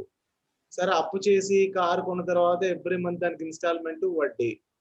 సో, ఇప్పుడు అది అనవసరమైన ఇన్వెస్ట్‌మెంట్ కదా! మనం ఎప్పుడు ఎక్కడ తిరగం కదా! అని ఒకవైపు అనిపిస్తుంది. ఇంకో వైపేమో ఇది పాత కారు కదా! దీనిలో సేఫ్టీ ఫీచర్స్ కూడా ఎక్కువ లేవు కదా! దీన్ని తీసేయాలి కదా! ఎక్కువ రోజులు మన దగ్గర ఉంచుకోకూడదా అని ఒకవైపు లాగేస్తుంది. ఇప్పుడు కారు అమ్మాలా? వద్దా? కొత్త కారు కొనాలా? వద్దా? అనే ఒక డైలమాలో ఉన్నాను. దీన్ని నేను ఎలా సాల్వ్ చేసుకోవాలి? నాలాంటి మిడిల్ క్లాస్ వాడికి ఒక మంచి సలహా ఇవ్వండి మీరు. డెసిషన్ తీసుకోలేకపోతే. సార్ ఆహ్, ఈశ్వరి లాగేసుకుంది ఇయర్ ఫోన్ మీ దగ్గర నుంచి. సార్ ప్రోస్ అండ్ కాన్స్ గురించి మీ చెప్పినట్టుగా మన ప్రోస్ అండ్ కాన్స్ లిస్ట్ చేసుకున్నారు కదా సార్. అగైన్ మీ డెసిషన్ మీ చేతిలోనే ఉంటుంది కాబట్టి కొత్త కార్ తీసుకుంటే ఏమేం కావాలి? ఏంటి? అనేది ఒక లిస్ట్ రాసుకోండి సార్. అండ్ అంటే ఎంత ఇన్వెస్ట్‌మెంట్ ఉంటుంది? ఈఎంఐ ఎంత వరకు పడొచ్చు? అగైన్ ఈఎంఐ పడుతూ ఉంటే దీనికి మళ్ళీ మీకేమన్నా రీసెంట్ టైమ్స్‌లో ఇక్కడ ఇంకో పాయింట్ చెప్తా మీకు. ఇది నా ఒక్కడి ప్రాబ్లమే కాదు. హరిప్రసాద్ గారి ప్రాబ్లం కూడా అదేనంట. కొంతమంది పాపం మనసులో ఉండి చెప్పట్లేదు. చాలా మందికి ఇలాంటి ప్రాబ్లం ఉంది ఇప్పుడు. సో దీన్ని మనం ఎలా సాల్వ్ చేసుకోవాలో కొంచెం చెప్పాలి మీరు. ఓకేనా? రైట్. నా ప్రాబ్లం మరొకసారి మీకు చెప్తా చూడండి. మా ప్రాబ్లం ఏంటో, మా మిడిల్ క్లాస్ వాళ్ళ ప్రాబ్లం ఏంటో చెప్తాను మీకు జాగ్రత్తగా వినండి. నా దగ్గర ఒక పాత కారు ఉంది. అది అమ్మితే డౌన్ పేమెంట్ కి తప్ప దేనికి రావు. ఈ పాత కారు ఉంచుకుంటే ఇప్పుడు వచ్చే స్క్రాప్ పాలసీ ఏదో వస్తే మహా అయితే ఇంకో 5 ఏళ్ల కన్నా ఎక్కువ ఉంచుకోవడానికి నా దగ్గర ఛాన్స్ లేదు. అండ్ ఇందులో ఈ పాత కారులో మాత్రం అన్ని ఆప్షన్స్ ఉన్నాయి. సేఫ్టీ ఫీచర్స్ లేవు కానీ అన్ని ఆప్షన్స్ ఉన్నాయి. అన్ని పవర్ విండోస్ ఉన్నాయి. ఏసీ సూపర్ గా పనిచేస్తుంది. ఫ్రంట్ వైపర్ ఉంది, బ్యాక్ వైపర్ ఉంది, స్పాయిలర్ ఉంది, డీఫాగర్ ఉంది, ఫాగ్ ల్యాంప్స్ ఉన్నాయి, 6 ఇవి ఉన్నాయి. అంటే పవర్ విండోస్ కి సంబంధించిన 6 స్విచెస్ ఉన్నాయి. You know all top and model అన్నమాట. పాత కారే కానీ టాప్ అండ్ మోడల్. సో ఇవన్నీ సౌకర్యాలు నేను ఆల్రెడీ ఎంజాయ్ చేస్తున్నాను కదా. సో ఇవన్నీ ఉన్న కొత్త కార్ అయినా ఏదైనా కారు కొనుక్కోలేను. అది కొనుక్కోవాలంటే ఎట్లా లేదన్నా కనీసం 8 లక్షల నుంచి 10 లక్షలు పెట్టాల్సిన పరిస్థితి. సో నాకు ఒక ₹1,00,000 1,50,000 జీతం అనుకుందాం. ఆ జీతంలోనే నేనేమో పిల్లల ఫీజు కట్టుకోవాలి, ఇన్స్టాల్మెంట్ కట్టుకోవాలి, హోమ్ ఇన్స్టాల్మెంట్ కట్టుకోవాలి, ఇంట్లో సోఫా కొనుక్కున్న దాన్ని కట్టుకోవాలి, టీవీ కొనుక్కున్న దాన్ని కట్టుకోవాలి, మిగిలిన దాంట్లో చిట్టేసుకోవాలి, ఎల్ఐసి పాలసీలు కట్టాలి. అన్ని కట్టిన తర్వాత నేను మళ్ళీ లోన్ కట్టాలంటే కొంచెం భయం వేస్తోంది. నాలాంటి మధ్యతరగతి వాడికి భయం వేస్తుంది కదా. ఎందుకంటే 10 లక్షలు లోన్ తీసుకున్న తర్వాత ఇంకో దాని మీద 1,50,000 2 లక్షలు వడ్డీ పడుతుంది. ఇంత కష్టపడి ఆ 12 లక్షలు మనం 7 ఏళ్ళలోనే 8 ఏళ్ళలో కట్టిన తర్వాత ఆ కార్ వాల్యూ అప్పటికి డిప్రిషియేట్ అయిపోయి మనం కొన్న 12 లక్షలు కాస్త 8 లక్షలకు పడిపోతుంది. పోని మనం ఈ 4-5 ఏళ్ళలో బాగా తిరిగేస్తాం అంటే ఏం తిరిగింది లేదు, పెట్టింది లేదు. మా అయితే 30,000 తిరుగుతాం. కార్ ఎప్పుడు కవర్ వేసుకొని మన ఇంటి ముందే ఉంటుంది, కరోనా కూడా. సో ఇప్పుడు పాత కార్ తీసేయాలా వద్దా, కొత్త కారు కొనాలా వద్దా? ఈ మధ్యన ఈ గ్రైండర్ లా నలిగిపోతున్న నాలాంటి వాళ్ళకి మీరు ఏం సమాధానం చెప్తారు? సూటిగా చెప్పండి. The decision is yours to make అని అంటాను సార్ నేనైతే. బికాజ్ ఇంత చెప్పి again I can't decide for you. మీకు ఆ కొత్త కార్ ఎంత ఇంపార్టెంట్, అలాగే ఈ పాత కారు అసలు లైక్ మీరు చెప్పారు ఏసీ ఉంది, అన్ని వర్క్ చేస్తున్నాయి, సేఫ్టీవి కొన్ని ఉన్నాయని. మీకు ఆ కొత్త కార్ ఎంత ఇంపార్టెంట్, అండ్ అగైన్ ఈ ఈఎంఐస్ కానీ వీటి గురించి ఇవన్నీ మీరు లిస్ట్ అవుట్ చేసుకోండి sir. How important is this, and how important is getting maintaining with the old car, and how important is getting a new car అనేది మీరే ప్రోస్ అండ్ కాన్స్ వెయిట్ చేసుకుని మీరే డెసిషన్ తీసుకోవాలని చెప్తాను సార్ నేను. సూటిగా అన్నారు కాబట్టి షార్ట్ కట్ లో. Very good. ఎందుకంటే డెసిషన్ ఎప్పుడు ఎవరి డెసిషన్ వాళ్ళే తీసుకోవాలి. నేను ఇలా చెప్పిందని నేను డెసిషన్ తీసుకోకూడదు. ఎవరి డెసిషన్ వాళ్ళే తీసుకోవాలి. ఎందుకంటే ఎవడి కష్టాన్ని వాడే అనుభవించాలి, ఎవడి సుఖాన్ని వాడే అనిపించాలి. వేరే వాడి ఇప్పుడు నీలా చెప్పిందని నేను తీసుకుంటే అది బాగుంటే నీలాని తలుచుకోను, నా డెసిషన్ అంటాను. పొరపాటున అది బ్యాక్ ఫైర్ అయితే ఇలా చెప్పింది తొక్కలాంటి డెసిషన్ చెప్పింది, ఈ అమ్మాయి ఇన్స్టాల్మెంట్లు కట్టుకోలేక సచ్చిపోతున్నాను రా బాబు, ఏం కారుకున్నాను రా బాబు, అమ్మాయి ఎలా చెప్పిందే నాకు అని అనుకుంటాను. కాబట్టి ఎప్పుడు ఎవరిని డెసిషన్ అడగండి, ఎప్పుడు ఎవరిని డెసిషన్ అడగండి. మీ ప్రియారిటీస్ ఏంటి, మీకు కావాల్సింది ఏంటి, మీ దగ్గర ఉన్నది ఎంత, ఏదైనా సరే, లేదా మీ దగ్గర ఉన్నది ఏంటి, ఇంకా ఏం కావాలి, ఇది ఇక్కడ ఇన్వెస్ట్ చేస్తే బెస్టా, ఇంకో దగ్గర ఇన్వెస్ట్ చేస్తే బెస్టా, లేదా అంటే ఇప్పుడు ఇది టైమా కాదా, ఇలాంటివన్నీ మీకు మీరే డెసిషన్ తీసుకోవాలి. ఎలా తీసుకోవాలని సపోర్ట్ మాత్రమే ఎవరైనా ట్రైనర్ దగ్గర తీసుకోండి. ఇప్పుడు ఎలా తీసుకోవాలని చెప్పింది కదా, ఒక టేబుల్ గీయండి, ఇలా పేపర్ తీసుకోండి, పేపర్ని ఇలా ఫోల్డ్ చేయండి, ఫోల్డ్ చేసిన తర్వాత ఈ పక్కంతా ప్రోస్ రాయండి, ఈ పక్కంతా కాన్సిక్వెన్సెస్ రాయండి. వీటికి మార్క్స్ వేయడం స్టార్ట్ చేసుకోండి. ఈ ప్రోస్ అన్నిటికీ మార్క్స్ వేయండి, ఇటుపక్క కాన్సిక్వెన్సెస్ అన్నిటికీ మార్క్స్ వేయండి, తీవ్రతను బట్టి మార్క్స్ వేయండి. లైక్ నా కార్లో మంచి ఏసీ ఉంది, నేను ఆ ఏసీకి ఆలోచించి ఎస్ 10/10 వేస్తా, 10/10 వేసాను. నా కార్లో సేఫ్టీ ఫీచర్స్ అస్సలు లేవు, 10కి 0. నా కార్లో పవర్ విండోస్ అన్ని ఉన్నాయి, 6 స్విచెస్ ఉన్నాయి, వావ్ 10కి 8 వేసుకోవచ్చు, 9 వేసుకోవచ్చు, పాత కార్ కదా, ఓకే. నా కార్లో ఇంజిన్ బాగుందా, 1,30,00,000 కిలోమీటర్లు తిరిగేసింది ఇప్పటికే, అయ్య బాబాయ్ ఇంజిన్ అంత బాగుండదు, ఈ పక్క వేసుకోండి. ఇప్పుడు అలా ఈ కార్ గురించి ఫస్ట్ వేసుకున్నారు కదా, ఇప్పుడు రెండో పేజ్ తీసి మీరు కార్ కొనాలనుకుంటే డెసిషన్ గురించి వేసుకోండి, ప్రోస్ అండ్ కాన్స్. ఈ 2 మార్కుల్ని బ్యారేజ్ వేసుకుంటే మీకు క్లారిటీ వచ్చేస్తుంది, కొనాలా వద్దా. కొంటే సరే, ఇప్పుడు నా కార్ పాత, మధ్యస్థంగా కూడా ఒక డెసిషన్ ఉంటుంది చూడండి, కొత్త కారే కొనక్కర్లే, మధ్యస్థంగా ఇంకో డెసిషన్ ఉంది. ఏంటి, నేను ఈ కార్ అమ్మేస్తాను, నాకు 2 లక్షలు వస్తాయి, ఈ 2 లక్షలకి ఇంకో 2 లక్షలు కలిపి ఇంకొక 10 ఏళ్ల లైఫ్ ఉన్న సెకండ్ హ్యాండ్ కార్ కొనుక్కుంటాను. కొత్త కార్ కొంటే కదా 10 లక్షలు నాకు అవుతుంది, సెకండ్ హ్యాండ్ కార్ కొనుక్కుంటే 4 లక్షలు 5 లక్షలు అవుతుంది కదా. ఇది ఒక డెసిషన్ కూడా ఉంది, ఈ డెసిషన్ గురించి కూడా ఆలోచించాలి. సో ఈ ఎగ్జాంపుల్ ఎందుకు చెప్పానంటే ఊరినే అంటే ఈజీగా అందరికీ అర్థం అవుతుందని ఎగ్జాంపుల్, అందుకు నీలని అడిగాను, అంతకని ఇంకేం లేదు. సో ఏం డెసిషన్ తీసుకోవాలని ఎవరైనా హ్యాండ్ రైజ్ చేస్తే దించేయండి. ఏం డెసిషన్ తీసుకోవాలి మమ్మల్ని అడగండి, ఎలా తీసుకోవచ్చు, ఎలా ప్రయత్నించవచ్చు అనేది మాత్రమే మమ్మల్ని అడగండి. Thank you so much. నమస్కారం ఈశ్వర్ గారు, నమస్కారం విశ్వ గారు. పలుకే బంగారమాయరా, చూపే కనుమరుగాయరా అన్నట్టుంది మీ ఇద్దరు పరిస్థితి. దొరకట్లేదు, వినిపించట్లేదు, పలకట్లేదు. ఏదో అప్పుడప్పుడు నీలా గారి దర్శనమైనా అవుతుంది కనీసం. ఓకే, డౌట్స్ తీసుకుందాం. నీలా రాజేశ్వరి అరై హల్లి గారు ఫ్రమ్ కర్ణాటక.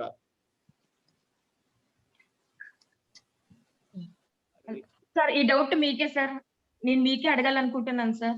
అన్నేనా టార్గెట్ చేశారు? చెప్పండి. టార్గెట్ ఏం చేయలేదు sir, we are solving our problems. చెప్పండి సార్, ఒక పబ్లిక్ స్పీకర్ కి లాంగ్వేజ్ చాలా ముఖ్యం సార్. మేము చదువుకునే ఎడ్యుకేషన్ వచ్చేసి English first language, second Kannada and థర్డ్ హిందీ. మళ్ళీ మదర్ టంగ్ వచ్చేసి తెలుగు, హస్బెండ్ టంగ్ వచ్చేసి కన్నడ. కానీ ఇక్కడ మేము తీసుకుంటున్నా మీ దగ్గర నుంచి పేరు కొట్టేస్తున్నాయి వాళ్ళ. రైట్, బాగుంది, హస్బెండ్ టంగ్. రైట్, కంటిన్యూ చేయండి. సారీ, మేము రోటరీ క్లబ్ లో వచ్చేసి స్పీక్ చేసేది ఇది ఇంగ్లీష్ అన్నమాట. ఏమైనా కానీ యాంకరింగ్ ఏమైనా చేయాలంటే మేము ఇంగ్లీష్ లోనే చేయాలా, లేకుంటే కన్నడ నెక్స్ట్. ఆ లాంగ్వేజ్ లో అంత ఫ్లూయెన్సీనే లేదు సార్. ఇంగ్లీషు స్కూల్ వరకే పరిమితం అన్నమాట. బయట ఎవరు ఎక్కువ మాట్లాడే వాళ్ళు కాదు. ఇప్పుడు లాంగ్వేజ్ పైన గ్రిప్ గానీ ఫ్లూయెన్సీ గానీ ఎట్లా ఉండాలి సార్? చాలా ప్రాబ్లం అయిపోతా ఉంది సార్. ఆ పద్యం కూడా నేను యూట్యూబ్ లో నేర్చుకొని అప్లోడ్ చేస్తున్నాను సార్ ఇప్పుడు సాయంకాలము. నేర్చుకొని చేశారు, వెరీ గుడ్. అసలు మీలాంటి అసైన్మెంట్స్ పూర్తి చేసిన వాళ్ళందరికీ మా చప్పట్లు. We love you all, we love you.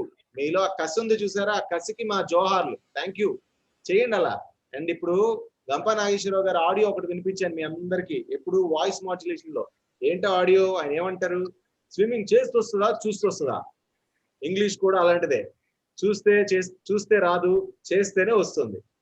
So English వింటూ కూర్చుంటేనే చూస్తూ కూర్చుంటేనే రాదు. నేను తెలుగు మీడియం స్టూడెంట్నే. నీలా అలాంటి టీచర్లు పట్టుకొని, అలాంటి ఇంగ్లీష్ మీడియం ఉన్న వాళ్ళని పట్టుకొని వాళ్ళతో మాట్లాడుతూ ఉంటా. ఊరికనే మాట్లాడుతుంటే ఇంగ్లీష్ కొంచెం డెవలప్ అవుతుంది. తప్పు మాట్లాడాను సార్, మీరు తప్పు మాట్లాడారు సార్ అని చెప్తున్నాను. ఓకే మార్చుకుంటాను. తప్పే ఉంది? తప్పు చేయకూడదు అనే రూల్ ఉందా? మా తాతకి ఇంగ్లీష్ రాదు, 96 ఏళ్ళు 95 ఏళ్ళు బతికాడు. మా ఊర్లో చాలా పెద్ద, మా ఊరికే పెద్ద. ఇంగ్లీష్ రాకపోవడం వల్ల ఆయన సాధించలేకపోయింది ఏమైనా ఉందా? లేదే. సో భాష రాకపోవడం వల్ల మనం కోల్పోయేది ఏముండదు. కానీ మనకి భాష రావాలంటే మాత్రం మనం కొంచెం కోల్పోవాలి. ఏంటో తెలుసా? ఈ ఆత్మాభిమానం, కొంచెం సిగ్గు, బిడియం, అనవసరమైన ఫాల్స్ ప్రెస్టేజ్, ఇలాంటివన్నీ వదిలేసుకొని తప్పులు వచ్చినా సరే మాట్లాడాలంటే. ఇప్పుడు మీరు ఈ తెలుగులో కూడా ఇప్పుడు పర్ఫెక్ట్ గా మాట్లాడలేదు. మీరు తెలుగులో కూడా కొంచెం కన్నడ కలిపి కొంచెం కిచిడి చేసి మంచి మిక్స్డ్ వెజిటబుల్ పలావ్ తయారు చేసి పెట్టారు. కన్నడ తెలుగు మిక్స్ ఉంటుంది సార్. బళ్ళారిలో అట్లానే మాట్లాడతారు సార్. మరి ఎవరు ఏం అనుకుంటారో అనుకోకుండా ఎందుకు మాట్లాడారు? ఎంత ధైర్యంగా ఎలా మాట్లాడారు? అది కూడా కొంచెం టెన్షన్ అవుతాం సార్ అడగాలంటే కూడా. అస్సలు టెన్షన్ పడక. మేమేమైనా అనుకున్నామండి? మీరు ఇప్పుడు భాష అనేది గుర్తుపెట్టుకోండి, ప్రైమరీ ఆబ్జెక్టివ్ ఆఫ్ లాంగ్వేజ్ ఏంటి? కమ్యూనికేషన్. అవతల వాళ్ళకి మీ భావం చేర్చడం, అవతల వాళ్ళకి మీ భావం అర్థమయ్యేలా చేయడమే భాష యొక్క ప్రాధాన్యత. గ్రామరు, తొట్టకూర, తోడి ఇవన్నీ కూడా ఎప్పుడు వస్తాయి తెలుసా? మీరు టీచర్ అయిపోయి లాంగ్వేజ్ ఎక్స్పర్ట్, లాంగ్వేజ్ సైంటిస్ట్ అయిపోయినప్పుడు మీ దగ్గర నుంచి ఇవన్నీ ఎక్స్పెక్ట్ చేస్తారు. You are just a normal speaker. మీరు అవతల వాళ్ళకి మీ భావాన్ని కన్వే చేస్తున్నారా లేదా? అంతే సింపుల్. మీరు రోటరీ క్లబ్ కి వెళ్ళండి. I'm Rajeshwari, I'm a home maker, I do my jobs regularly. I want to tell you something today. See, some characteristics are bad for us. Laziness, procrastination. Okay. ఇంకా ఏమన్నా చెప్పండి 2-3 విశ్వ Eshwar bad characteristics. So these are all okay. మీరు ఏదో 5 చెప్పారు అనుకుందాం. These are all called bad characteristics. So how to win this? Why to win this? Okay, let's start from how to win. ఇదంతా simple English అండి. 3 లేదా 5 పదాలు మించి ఒక్క సెంటెన్స్ లో ఎక్కడ మీకు కనిపించవు. ఇలా చెప్పడం వల్ల మీకు ఎవరికైనా నాకు ఇంగ్లీష్ వచ్చు రాదని ఎవరైనా జడ్జ్ చేయగలరా ఇక్కడ? కానీ గుర్తుపెట్టుకోండి, ఇంగ్లీష్ రాని వాళ్ళు కూడా అర్థం చేసుకోగలరు.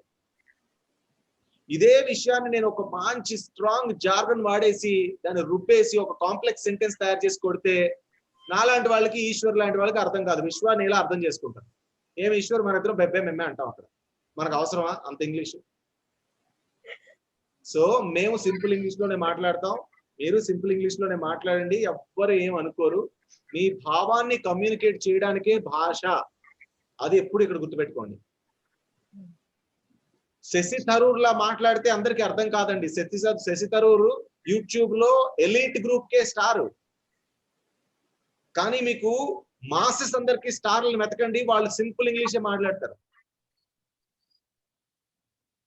అలాగే భాషా ప్రావీణ్యం కలిగిన మాడుగుల నాగపణి శర్మ గారు తెలుగులో మాట్లాడితే తెలుగు భాష వచ్చిన వాళ్ళందరూ ఆయన ఇష్టపడి చూస్తారేమో.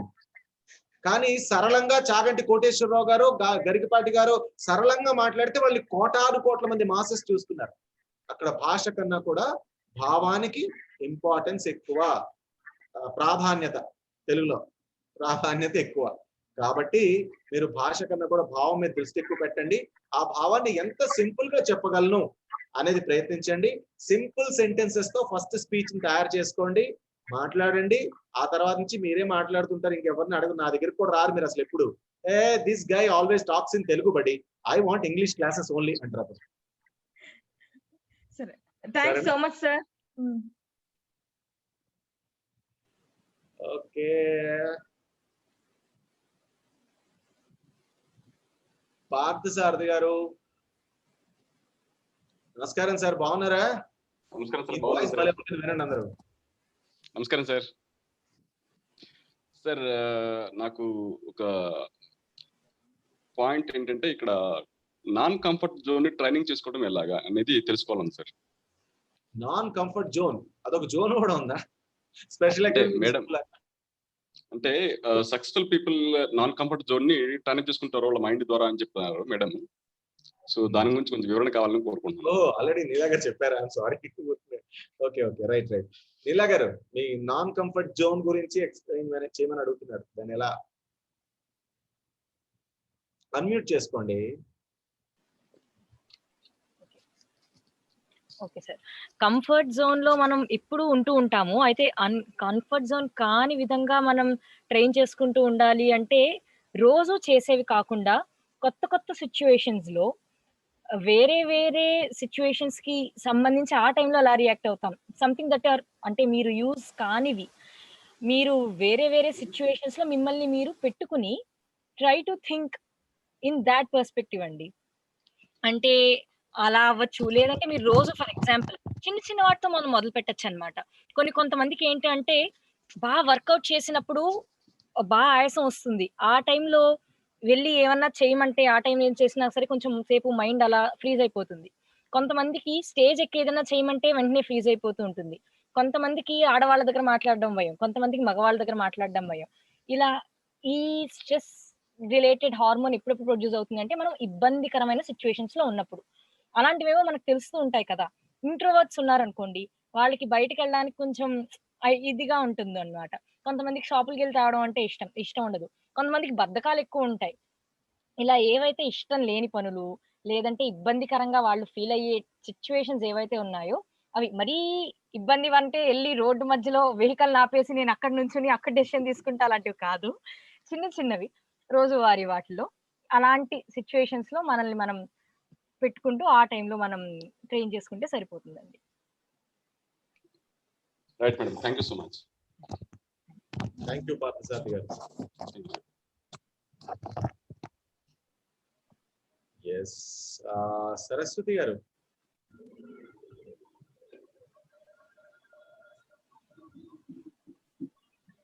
Hello sir, namaste sir. Hello, namaste అమ్మా, అందరి తరపున నమస్తే. చెప్పండి. నలుగురు మెంటర్ల తరపున నమస్తే మీకు. నేను కూడా నమస్తే సార్. ఇక్కడ సార్ ఈ విషయం చెప్పడానికి నాకి బాధగా ఉంది, కానీ నా డౌట్ ఏమి అంటే సార్, మన ఇంపాక్ట్ లో ఉన్న హిమబిందు మేడం గారు మీకు తెలిసే ఉంటుంది సార్, ఫెసిలిటేటర్ మేడం గారికి చిన్న యాక్సిడెంట్ టైప్ అయ్యి మేడము లెఫ్ట్ హ్యాండ్ ఇది ఫ్రాక్చర్ అయ్యింది. ఎప్పుడండి సార్? ఎస్టర్డే అయ్యింది సార్. అవునా? Okay okay. తర్వాత మేడము స్విమ్స్ కు వెళ్ళి రిబ్స్ ఆపరేషన్ చేసుకొని, రిబ్స్ కూడా ఆపరేషన్ అయింది సార్. వచ్చారు మేడము, వచ్చారు. తర్వాత మేడం మళ్ళీ ఏదో సంథింగ్ మళ్ళీ again there is a some problem sir. మళ్ళీ మేడము మళ్ళీ వెహికల్లో మళ్ళీ వాళ్ళు పేరెంట్స్ స్విమ్స్ కి తీసుకెళ్లారు. ఆ తర్వాత అక్కడి నుంచే సార్ నేను ఇంటికి వస్తూ ఉన్నాను. ఇక్కడ అదొకటి మెంటల్ గా నేను సఫర్ అయ్యాను. తర్వాత ఇక్కడ ఈ క్లాస్ నేను యాక్చువల్ గా అయితే sir, today I'm not interested to attend this class. కానీ ఎలాంటి ఇంపార్టెంట్ అది డెసిషన్ మేకింగ్ అన్నారు, ఎలాంటి డెసిషన్ మనము ఎలాంటి పరిస్థితుల్లో తీసుకోవాల్సి వస్తుందో ఏమైనా టిప్స్ ఉంటాయి కదా. వినకపోతే మిస్ అవుతానే అని ఒక మనసులో ఒక బాధ. తర్వాత నాకు క్లాస్ వింటూ ఉన్నాను, but I am not ready, my mind is not ready to listen Nila's madam's words or etc. Then whenever again I faced this type of any uncomfortable incident, any tips for me, sir? I am really very, very upset today. So this is what decision can I take? What tips are can I survive my mental torture in this position, in this place?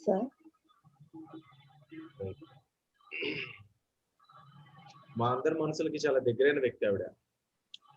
మాట్లాడాలి, ఈ session అయిపోయాక మాట్లాడుతున్నారు. ఎలా ఉందో పరిస్థితి ఒకసారి కనుక్కోమని చెప్పండి విశ్వ గారిని, ఈశ్వర్ గారు ఒకసారి. సార్ మేడం స్విచ్ ఆఫ్ చేసుకున్నారు ఫోన్. వాళ్ళ మన రెడ్డి గారు ఉన్నారు కదా, వాళ్ళ మేడం వాళ్ళ సిస్టర్ కూడా ఉన్నారు సార్, కవిత మేడం గారు ఉన్నారు. మేడం గారు కూడా ఫెసిలిటేటర్ గా వర్క్ చేశారు సార్. మేడం కూడా పి కవిత గారా? అవును సార్, పి కవిత గారు సార్. పి కవిత గారు మాట్లాడుతున్నారు. సార్ ఇక్కడ నేను తన అంటే ఇక్కడ రెండు ఇక్కడ కోయిన్సైడ్ అయ్యాయి సార్. మేడం గారు ఇంపాక్ట్ లో ఉండడము ఒకటి, తర్వాత మేడం ద్వారా నేను ఇక్కడ ఇంపాక్ట్ లో జాయిన్ అయ్యాను. తర్వాత రియల్ గా కూడా నాకు ఈ డెసిషన్ మేకింగ్ తీసుకోవడంలో నిజంగా నేను క్లాసు వినాలనే ఉంది, బట్ మేడం పరిస్థితి అక్కడ ఎలా ఉంది అనేది ఒక నాకు మైండ్ లో ఒక కాన్సన్ట్రేషన్ అనేది క్లాస్ మీద చేయలేకపోతున్నాను. అలా అని వినకుండా ఉందామా అంటే అది లేదు, వినాలనే ఉంది, but I didn't concentrate perfectly sir really. So నాకు నెక్స్ట్ ఇలాంటి పరిస్థితి ఫేస్ చేస్తే ఇంకా ఇంకా ఏవైనా బాధాకరమైన విషయాలు how can sir? First thing వచ్చి మీకు ఏడుపు వస్తుంది అనుకోండి, ఏడుపును ఆపుకుంటే గుండె మనసు అన్ని భారం అవుతాయి. ఏడు చేయండి, తప్పేం లేదు, చక్కగా ఏడవండి, ప్రశాంతంగా కూర్చుని ఏడవండి, ఏ తప్పు లేదు. ఒకటో విషయం. రెండో విషయం, భారాన్ని పంచుకుంటే తగ్గుతుంది. ఇప్పుడు మీరు నాతో పంచుకున్నారు, మీ భారాన్ని నేను కొంచెం, ఈశ్వర్ కొంచెం, విశ్వ కొంచెం, నీలా కొంచెం తీసుకున్నాం, మేము ఆల్రెడీ ఫీల్ అవ్వడం స్టార్ట్ అయ్యాం ఏం జరుగుతుందా. సో రెండు పంచుకోవడం. మూడోది ఏంటో తెలుసా మేడం, ఎంత పెద్ద సమస్య, ఇప్పుడు ఇదో చాలా పెద్ద సమస్య అనుకున్నాం, హిమబిందు గారికి వచ్చింది చాలా పెద్ద సమస్య అని మీరు అనుకుంటున్నారు కాబట్టి బాధపడుతున్నారు. సో మీరు బాధపడితే ఆ సమస్యకి సొల్యూషన్ వస్తుందా?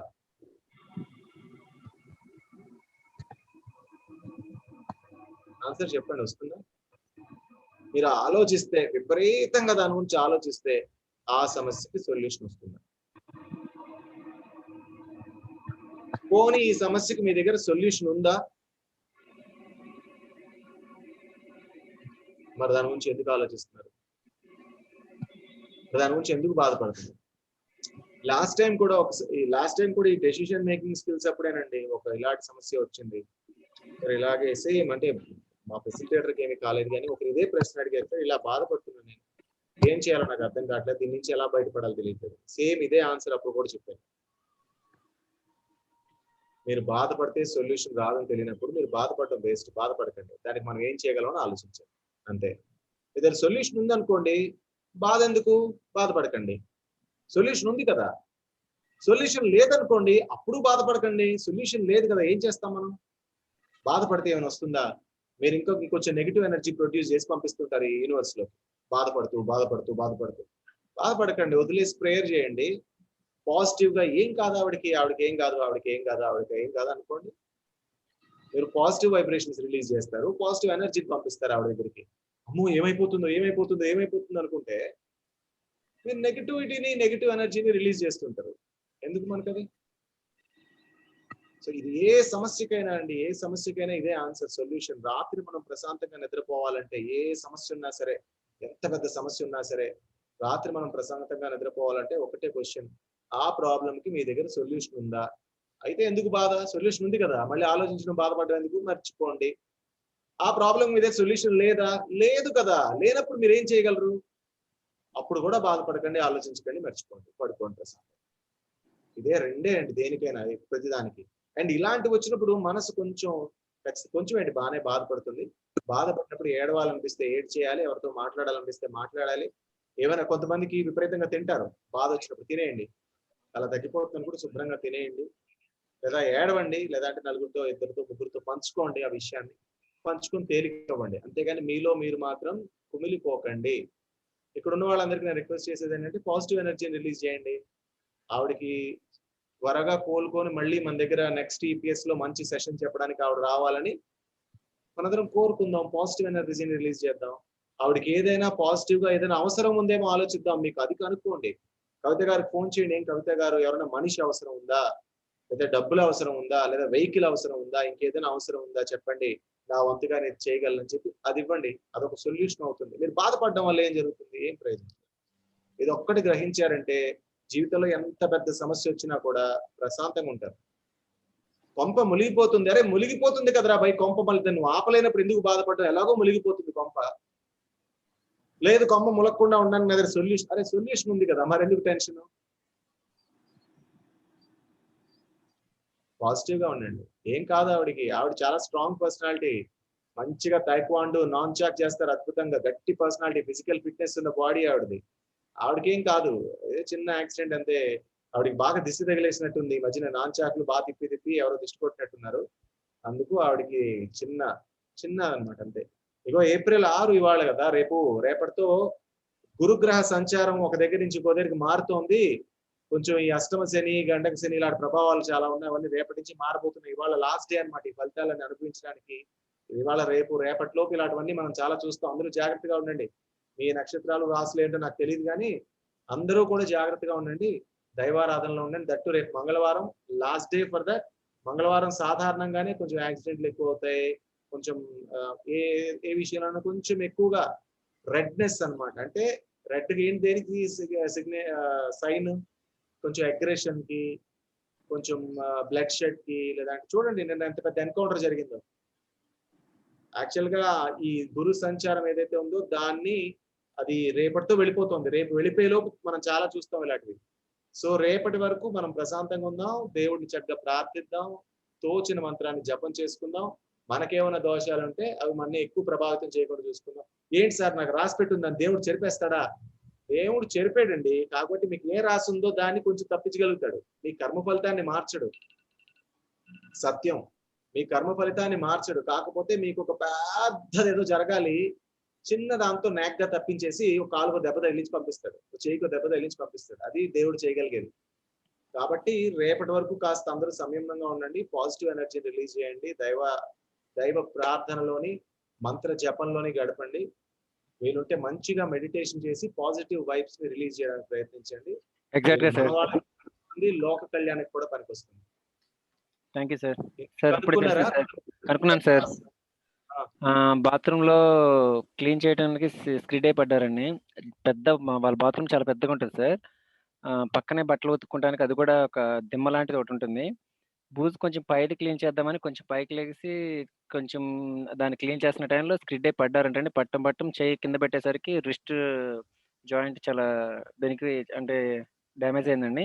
పట్టం ఆవిడ రిబ్స్ వెళ్ళి ఫ్రాక్చర్ అయిపోయింది. నెక్స్ట్ రిబ్స్ వెళ్ళిపోయి ఆ యొక్క దిమ్మకు తగిలిందంటండి. బట్టలు ఏదైతే వాష్ చేస్తున్నా అది క్రాస్‌గా ఉంటది. ఆ రిబ్స్ మట్టికి కింద పడిపోయిన దగ్గర నుంచి అసలు ఊపిరి కూడా అందలేదంటండి. బ్రీతింగ్ పీల్చడం చాలా ఇబ్బంది అనిపించిందంట. లంగ్స్‌లోకి వచ్చేసరికి కొంచెం లిక్విడ్ వాటర్ కూడా వెళ్ళిందంటండి.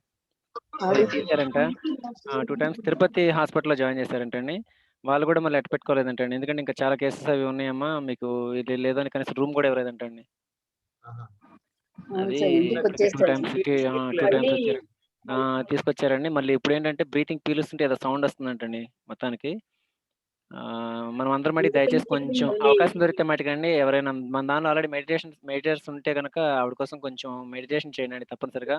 ఒక హాఫ్ అన్ అవర్ మటుకు మీరు తప్పనిసరిగా మీరు మెడిటేషన్ చేస్తే మనకి సెట్ అవుతుంది తొందరగా. ఇంకోటి 1 మంత్ వరకు అంటే కొన్ని రోజుల వరకు మటుకు సెల్ ఫోన్ వాడొద్దన్నారంట. అంటే మాట్లాడొద్దన్నారంటండి. నోట్లోంచి మాట రావట్లేదంటండి. బ్రీతింగ్ పీల్చడం చాలా ఇబ్బందిగా ఉందంట ఆవిడకి. బ్రీతింగ్ చాలా ఇబ్బందిగా ఉంది. వెంటనే తీసుకెళ్ళిపోయారు. మరి వెంటనే తీసుకెళ్ళిపోయారండి. అప్పుడేనంటండి భోజనం చేసి మిగతా ఆల్రెడీ హాఫ్ క్లీన్ చేశాను కదా! ఇంకా కొంచెం ఉంది కదా! కొంచెం కూడా క్లీన్ చేసేస్తాను అని భోజనం చేసి అలా ఎళ్లారంటండి. ఎళ్ళిన వెంటనే జరిగిందంటండి ఇది. వెంటనే అప్పటికప్పుడే ఇంట్లో వాళ్ళు వెంటనే తీసుకెళ్ళటం కొంతవరకు ఇప్పుడున్నారండి. సెల్ ఫోన్ మట్టికి వాడొద్దన్నారు. సెల్ ఫోన్ మట్టికి వాడదండి. ఇంకోటండి ఆళ్ళ హస్బెండ్ చూడండండి ఏవండీ క్లాసెస్ అయిపోయినాయని ఇంకెన్ని రోజులున్నాయని అడుగుతున్నారు చూడండండి అసలు వాళ్ళు. అసలు వాళ్ళు గ్రేట్ అండి అసలు వాళ్ళు అంటాం గాని. ఏం బాధేం లేదు సార్. వాళ్ళ ఆయనేమన్నారు ఇంత ఇది చెప్పి కూడా "ఏమి లేదండి పర్లేదులేండి. ఆవిడ బానే ఉన్నారు. ఇంకో 1 మంత్‌లో రికవర్ అయిపోతారులేండి" అని చెప్పి చెప్తున్నారు. ఆయన ఆయనే చాలా అంటున్నారు. పాజిటివ్ అండి. ఆయన చాలా ఆయన పాజిటివ్ ఆయన. చాలా పాజిటివ్ మనిషి ఆయన ఆయన. అంటున్నారు. మేము చెప్దాము అనుకునే లోపు ఆయనే చెప్పేస్తున్నారు. లేదులేండి ఇంకో 1 మంత్‌లో ఆవిడ రికవర్ అయిపోతారు. బట్ ఫోన్ మట్టికి డాక్టర్స్ వాడొద్దన్నారు. ఫోన్ మట్టికి మేడం వాడొద్దన్నారు కూడా అని ధైర్యంగానే ఉన్నారు సార్. అవునండి. అసలు ఆవిడ చాలా డేరింగ్ డాషింగ్ అండి. నాకు మార్షల్ ఆర్ట్స్ టైమ్‌లో నా బెస్ట్ స్టూడెంట్స్‌లో అండి పెద్దావిడ చిన్న పిల్లల కన్నా ఎంత బాగా చేస్తారోనండి. కదా సార్ నాన్ చెక్ మూవ్‌మెంట్స్ కూడా ఫ్లయింగ్ మూవ్‌మెంట్స్ కూడా ఎంత అద్భుతంగా చేస్తారోనండి ఆవిడ. అంత ఓకేనండి. అంతే తొందరగానే ఇప్పుడు కోలుకుంటారని కూడా అనుకుంటున్నాను. కార్లో వెళ్ళేటప్పుడు కూడా మేడం ధైర్యంగానే వెళ్ళారు సార్. హుహు. సరేలేండి. ఇంకా మొండావిడండి ఆవిడ. కానీ తప్పనిసరిగా అవకాశం ఉంటే మటికి దయచేసి ఆవిడని కొంచెం ఊహించుకొని తప్పనిసరిగా మెడిటేషన్‌లోకి వచ్చిన మటికి కొంచెం ఒక 15 ఆర్ 20 మినిట్స్ మెడిటేషన్ మటికి తప్పనిసరిగా చేయండండి. మనం ఉంచేది కొంచెం ఆవిడ రికవర్ అవుతారు. వస్తారు మళ్ళీ. ఎందుకంటే మాకు ఈ మెడిటేషన్ చేయలేని వాళ్ళు ఈ మృత్యుంజయ మనకి మంత్రాన్ని చదవండి ఆవిడ కోసం. యెస్ అండి. మృత్యుంజయ మంత్రాన్ని చదవండి. మెడిటేషన్ చేయలేని వాళ్ళు త్రయంబకం యజామహే అనుకొని ఆవిడ కోసం చదువుతున్నామని మనసులో ఆ సంకల్పం చేసుకొని మృత్యుంజయ మంత్రాన్ని చదవండి. ఎవరికైనా టైం ఉంటే, ఎవరికి బలవంతం కాదు. క్రిస్టియన్స్ ఉంటే గనుక ఎవరికి తప్పనిసరిగా ప్రేయర్ చేయండండి.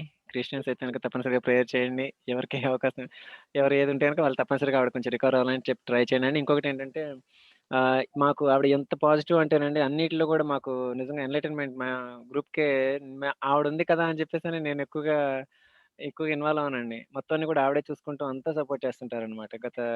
అన్ని బ్యాచెస్‌కి కూడా ఫుల్ సపోర్ట్ అండి ఆవిడ. ఆమె పైగా మాకు జూమ్ లింక్‌కి ఫస్ట్ టైమ్ మాకు అమౌంట్ అనేది ఎలా అని మేము ఆలోచిస్తున్న టైంలో కదా సార్! డెఫినెట్‌గా. వాళ్ళ మామగారు "అమ్మా నువ్వు దేనికన్నా కొనుక్కో" అని చెప్పేసని అమౌంట్ ఇస్తే, ఆ అమౌంట్ మొత్తం కూడా ఇన్‌ఫాక్ట్ ఫౌండేషన్‌కి ఇచ్చేసారండి ఆవిడ. 5000 అండి. అవును సార్. ఏదైనా కొనుక్కోమని చెప్పేసని ఇస్తే, దాన్ని ఆవిడ జూమ్ లింక్‌కి ఉపయోగపడుతుందండి. 1 మంత్‌లో నేను స్పాన్సర్ చేస్తానని అని చెప్పేసని. ఎందుకంటే మనది 500 మెంబర్స్‌ది లింక్ అండి మనది. కాబట్టి ఆవిడ అలా చేయటం చాలా గ్రేట్ అండి. సరే ఈశ్వర్. Yes sir. మనం ఇక్కడ వదిలేద్దాం. వదిలేసి మనం తర్వాత సరే, సరే, మాట్లాడుకుందాం. సార్. ఎవరో ఇద్దరు హ్యాండ్ రైజ్ చేశారు. వాళ్ళిద్దరితో ఒకసారి మాట్లాడండి. సురేష్ పందెం గారు చెప్పండి. మీరు ధైర్యంగా ఉండండి సరస్వతి గారు. సార్ తప్పకుండా నేను మెడిటేషన్ చేస్తాను సార్. బిందు గారు తొందర మీరు అవుతారు సార్. గ్యారంటీగా రికవర్ అవ్వాలని. అవుతారు. సార్ సో డిసిషన్ మేకింగ్ గురించి సార్ ఏదైనా అనుమానం ఉందా అంటున్నాను. డౌట్ అంటే డౌట్ సార్ డిసిషన్ మేకింగ్ గురించి. సో మామూలుగా మనం ఒక ఏదైనా ఆర్డర్ చేద్దాం అనుకుంటే మల్టిపుల్ రివ్యూస్ చూసేసి అది ఇది చేసేసుకుని చాలా మందిని అడిగేసి సో ఎవరి అభిప్రాయాలు వాళ్ళు చెప్తుంటారు. అంటే వాళ్ళ యొక్క అనుగుణంగా వాళ్ళు చెప్తూ ఉంటారు. కానీ మనకి అది అంతగా అనిపించకపోవచ్చు.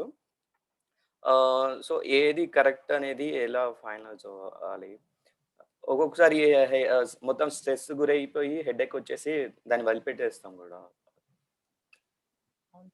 ఎన్ని రివ్యూస్ ఎన్ని వచ్చినా సరే వాడేది మీరు. మీకు నచ్చకపోతే అసలు మీరు దాని వైపు ఇంక్లైన్డ్‌గా ఉండకపోతే తీసుకోకండి. నెక్స్ట్ ఇంకొకటి సార్ ఏంటంటే మనకంటూ ఒక మన ఇన్నర్ ఎప్పుడు చెప్తుంది సార్. మనకు ఒక ఇంట్యూషన్ ఉంటుంది కరెక్ట్ ఎగ్జాక్ట్‌గా. అది చెప్తుందండి. ఏది నిర్ణయం ఏంటి అనేది. ఎందుకంటే మన యొక్క మన యొక్క పరిస్థితులు ఏంటి అనేది మనకు తెలుసండి. మన యొక్క ఇష్టాలు, అయిష్టాలు ఏంటో మనకు తెలుసు. ఓకేనండి. మనకి ఆత్మోన్నత స్థితి ఏంటనేది మనకు తెలుసు. మనం ఆత్మస్థితిని బట్టి మన ఒక్కొక్కరికి ఒక్కో లెవెల్‌లో ఒక్కొక్క ఇది కరెక్ట్ అన్నట్టు అనిపిస్తదండి. మనకిప్పుడు కరెక్ట్ అనిపించింది వితిన్ 3 ఇయర్స్ తర్వాత గాని, లేదంటే 8 మంత్స్ తర్వాత కావచ్చు, 1 ½ ఇయర్ తర్వాత ఆ ఒపీనియన్ మనకే మారిపోతుంది. మన సోల్ లెవెల్‌లో కూడా మనం ఇంప్రూవ్ అయ్యే కొందికి, మన నాలెడ్జ్ పెరిగే కొందికి, మన యొక్క ఇష్టాలు, అయిష్టాలు మారిపోతుంటాయండి. మన ఆత్మోన్నతి అనేది ఏంటంటే మనకు తెలుసు కాబట్టి దాన్ని బట్టి మనకి మన ఇంట్యూషన్ చెప్పేస్తుందండి అది మీకు. ఏది అందరి సలహాలు తీసుకుంటాం. కానీ ఇంకోటి మనం బిలీవ్ చేసుకోగలిగితే సరిపోతుంది. ఇంకొకటి ఎప్పుడైతే గనుక మనం కూడా నిర్ణయం తీసుకోలేని నిజంగా ఇప్పుడు మీరన్నట్టు చికాకుల్లో ఇలాంటి టైంలో ఏంటంటే ఎవరైతే దానిలో ఎక్స్‌పర్ట్స్ ఉన్నారో దీనిలో వీళ్ళంటే పర్ఫెక్ట్ వీళ్ళు. యెస్. ఎందుకంటే వీళ్ళ యొక్క నిర్ణయం ఇప్పుడు శ్రీరామ్ గారు వచ్చేసరికి ఆయన నిర్ణయం గాని అవన్నీ కూడా ఎలా ఉంటాయి పర్ఫెక్ట్ గైడెన్స్ ఇస్తారు. వాళ్ళ సలహా అడిగి చూద్దామని చెప్పేసని అప్పుడు కొన్ని సందర్భాల్లో డిపెండ్ అవ్వచ్చండి. వేరే వాళ్ళది తీసుకోవచ్చు. అలాంటప్పుడు తీసుకుంటున్నప్పుడు అది మనకి హ్యాపీనెస్ ఇస్తుందా లేదా అనేది తీసుకుని మూవ్ అవుతున్న టైంలోనే మనకు తెలుస్తుంది. మనకి కంప్లీట్ హ్యాపీనెస్ ఇస్తుంటే ఓకే. లేదు అనుకో డిస్టర్బెన్స్ అనిపించిందనుకోండి దాన్ని అక్కడితో ఆఫ్ చేసేయటం మళ్ళా వేరే ఇది చేసుకుంటామండి. Okay sir. మన వల్ల ఓకే సార్. కాలేదు అనుకున్నప్పుడు ఇంకొకళ్ళ యొక్క నిర్ణయం అనేది తీసుకుంటామండి మనం. అది కూడా ఎవరిని చూజ్ చేసుకుంటామంటే చూజ్ చేసుకునే వాళ్ళని దాన్ని బట్టి డిపెండ్ అయి ఉంటుందన్నమాట. మనకి ప్రతి ఒక్కరికి ఒక్కొక్కరు అనిపిస్తారు వీళ్ళు సూపర్బ్ అని. అలాంటి వాళ్ళ యొక్క గైడెన్స్ అనేది మనం తీసుకోవచ్చండి. Thank you sir. Thank you so much. అలాగే ఇంకొక చిన్న ఇదండి, ఫోర్సిబుల్ గా డెసిషన్ తీసుకోకండి. If you need time, take time, sleep on it అంటారు కదా. Give it a few days, లేదంటే కొంచెం సేపు. కొంతమంది దాని మీద మెడిటేషన్ చేస్తే అంటారు, కొంతమంది నిద్రపోయి లేస్తే వాళ్ళకి వెంటనే క్లారిటీ వచ్చేస్తుంది. నేను ఇప్పుడు అదే చెప్తా ఉన్నానండి. కొంచెం టైం కొంతమందికి నిద్ర అండి బాగా డిస్టర్బెన్స్ ఉన్న వాళ్ళకి అద్భుతమైన ఇదేంటంటే పొడుకుని లేచిన తర్వాత దాని గురించి ఎంత క్లారిటీ వస్తుందంటే కొంతమంది డ్రీమ్స్ లో వస్తుందండి ఇది క్లారిటీ వచ్చేస్తుంది. కొంతమంది లేచిన తర్వాత ఆ ఇంట్యూషన్ చెప్పేస్తుంది లోన ఇది ఏంటి అనేది మీకే టక్కన తట్టేస్తుంది. లేదంటే కనుక స్నానానికి వెళ్ళి వచ్చేయచ్చండి. వాటర్కి వెళ్తున్నప్పుడు అక్కడ ఆ టైంలో స్నానానికి వెళ్ళినప్పుడు ఏంటంటే బాత్రూమ్కి వెళ్ళి స్నానం చేస్తుంటే వ్యూస్ వస్తాయండి. అసలు క్రియేటివిటీ, కొత్తదనం, దాని ఎలాంటి ప్రాబ్లంకైనా. ప్లస్ ఇంకోటి ఏంటంటే మనం రీఫ్రెష్ అయిపోతాం. ఎలాంటి చికాకులో ఉన్న వాళ్ళైనా కానివ్వండి. అద్భుతమైన మెథడ్ ఏంటంటే మనం న్యూట్రల్ మనం ఇంకా నూతనోత్సాహంతోనూ అప్పుడున్న స్థితి ఎలాంటి నెగిటివ్ స్థితిలో ఉన్నా కానివ్వండి దాని నుంచి తొందరగా రికవర్ అవుతామండి స్నానం చేయటం. అందుకనే ఏ పని చేసినా కానీ మన పెద్దలు ముందు స్నానం చేసి మొదలు పెట్టండి అంటారు. కనీసం కాళ్ళన్న కడుక్కొని రండి అని చెప్పేసి అని. ఇవన్నీ ఎందుకంటే వాటర్ ఎలిమెంట్ అనేది మనకి చాలా అద్భుతమైన హీల్ చేస్తుందండి. ఇంకోటి బాత్రూంలో వచ్చేసరికి ఏంటంటే ఎక్కువ నిర్ణయాలు చాలా మంది కూడా ఎక్కువ మంది అండి రైటర్స్ అందరూ కూడా చూసుకునేది ఏంటంటే డ్రీమ్స్ ఒకటి ఈ బాత్రూమ్ ఒకటి చాలా బాగానండి. ఆ పెన్ను మీరు చాలా మంది దయచేసి నవ్వుకోవద్దండి. వాస్తవాలు బాత్రూంలో బుక్ పెన్ కూడా పెట్టి కూర్చుని ఉండే రైటర్స్ చాలా మంది ఉన్నారండి. వాళ్ళు ఓపెన్ గా కూడా చెప్పిన వాళ్ళు ఉన్నారు. ఎందుకంటే అక్కడ క్రియేటివిటీ, న్యూ థాట్స్ వస్తూ ఉంటుంది. ఎలాంటి ప్రాబ్లం కానీ సొల్యూషన్ ఫ్రాక్షన్ ఆఫ్ సెకండ్స్ లో వచ్చేస్తుంటాయి. అద్భుతమైన జీవితానికి అద్భుతం. చాలా మంది యొక్క లైఫ్ టర్నింగ్ పాయింట్స్ కూడా చాలా వరకు అక్కడే నిర్ణయాలు తీసుకున్నామేనండి. Okay sir. స్నానం ఒకటి, నిద్రపోయి లేకటం ఒకటి మనకి బెస్ట్ సజెషన్ సార్.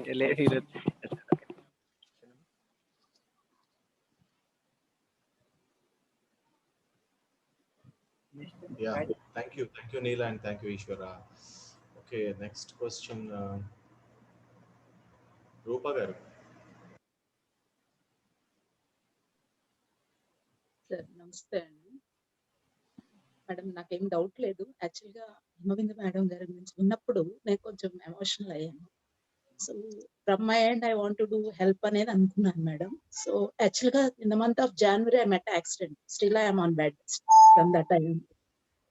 సో అంటే నేను చేయగలిగింది ఏంటంటే డాక్టర్ గారికి సెకండ్ ఒపీనియన్ కోసమని ఏమైనా రిపోర్ట్స్ కనుక మీరు పెట్టగలిగితే I will give one number అండి.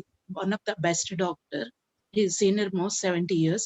ఎందుకంటే స్పీడ్ రికవరీలో ఆయన తర్వాతేనండి ఏదైనా కూడా orthopaedic. So I will give the number. చెప్పండి, నెంబర్ చెప్పండి, నోట్ చేసుకుంటున్నామండి. Just hold on, sir. I'll check and I'll just okay, because he don't come into the calls and actually only for the messages he will respond through WhatsApp. So I'll give the number. Give the reference of mine. Okay. Rupa garu message పెట్టిస్తారా? Message కి reply ఇస్తారు. కాదు, మీరు కూడా number message పెట్టేసేయండి. మీరు ఏ group లో ఉన్నారు? నేను ఎన్లైట్మెంట్ సునీత గారు మన ఎన్లైట్మెంట్ గ్రూప్ లోని ఈశ్వర్ నెంబర్స్ ఉన్నాయి, 2 నెంబర్స్ ఉన్నాయి. ఏదో ఒక నెంబర్ కి మెసేజ్ పెట్టేసేయండి.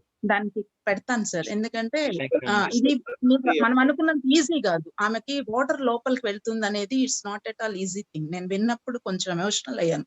I don't have attachment with her even for single class. నాకేమనిపించింది అంటే వెరీ స్ట్రాంగ్ లేడీ. సో నాకు యాక్సిడెంట్ అయినప్పుడు కూడా నేనేమి పైన దెబ్బ ఏం లేదు sir, multiple fractures. So still on bed అంటే యూ కెన్ అండర్స్టాండ్. సో అట్లా అందుకని ఒక మంచి వ్యక్తిని మనం కోల్పోవటానికి వీల్లేదు. మనం నెగ్లిజెన్సీ అసలు ఉండకూడదు. So I will post that number immediately after. Definitely. కానీ ఆ సార్ మాత్రం ఫోన్ లో రెస్పాండ్ అవ్వరండి, అన్ని WhatsApps. Okay okay. Thank you ma'am. Thank you ma'am. Thank you so much. And we wish you a speedy recovery.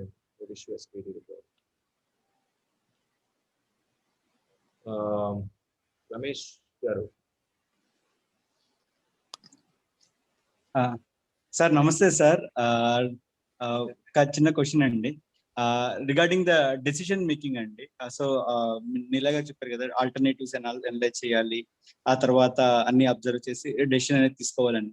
So general గా ఒక decision తీసుకున్నాక ఆ తర్వాత మళ్ళా కూడా అనిపిస్తుంది అరే ఇంకొక డెసిషన్ తీసుకుంటే బాగుండేదే అని. సో అలాంటి సిచ్యుయేషన్ ని ఎలా అవాయిడ్ చేయాలి? ఎప్పుడైనా సరే ఒక డెసిషన్ అంటూ తీసేసుకున్న తర్వాత ముందుగానే ఇంత ప్రోస్ అండ్ కాన్స్ ఇవన్నీ వే చేసుకున్నప్పుడే we should have a clarity అండి. బికాస్ క్లియర్ మైండెడ్ గా ఆ టైంకి బెస్ట్ అనిపించింది మనం ప్రొసీడ్ అవుతాం. But again there will come a day, ఇప్పుడు తీసుకుంది ఒక ఫ్యూ మంత్స్ లో కరెక్ట్ కాదనిపించచ్చు, ఇంకో ఫ్యూ ఇయర్స్ లో కరెక్ట్ కాదనిపించచ్చు. But then what is it regarding? Is it something you can't turn back on? ఒక కెరియర్ లాంటిది అనుకోండి, ఏదో ఒక 2 డిఫరెంట్ కెరియర్ ఆప్షన్స్ మీరు మధ్యన మీరు ఇది చేస్తున్నారా? Or is it something that you can always manage as in the side? Say for example you already have a business, you also want to go in to stock market అనుకోండి, ఇలాంటివా? Is it something that you can manage in the side? లేదు, do you want to completely change course, ఇలా వెళ్తున్న వాళ్ళు 180 degrees వెళ్ళాలనుకుంటున్నారా? ఇలాంటి వాటన్నిటి మీద కూడా డిపెండ్ అయి ఉంటుందండి. సో అగైన్ మీరు ఒకదానికి ముందుకు వెళ్ళారు, అక్కడ వరకు వెళ్ళిన తర్వాత మీకు కాదనిపించచ్చు. Is it something monetary? అంటే జస్ట్ ఎమోషనల్ గా థాట్ వైజ్ గా చాలా మంది ఉంటారు. ఐఐటి కోచింగ్ ఉంటుంది, క్యాట్ కోచింగ్ ఉంటుంది, అక్కడ వరకు వెళ్తారు. 2 years 3 years ఇన్వెస్ట్ చేసేసిన తర్వాత they think that maybe this is not the best option for me. అది ఎందుకు? Again is it based on their calibre or else ఎక్కువ టైం పడుతుందనా, లేదంటే కేవలం is it a matter of discipline? ఇలాంటివి ఉంటాయి కదండి. ఈ పాయింట్స్ ని వే చేసుకోవాలి.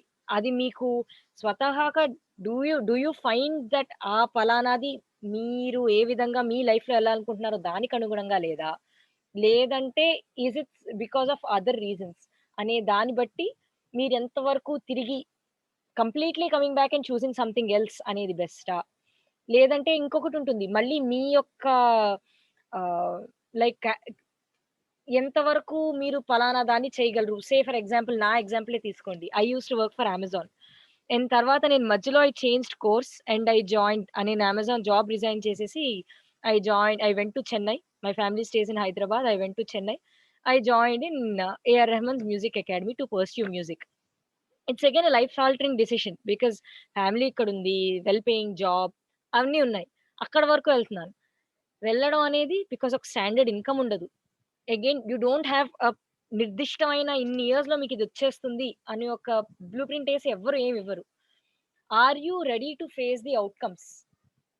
మీరు దాని తర్వాత అది సక్సెస్ అవుతారా?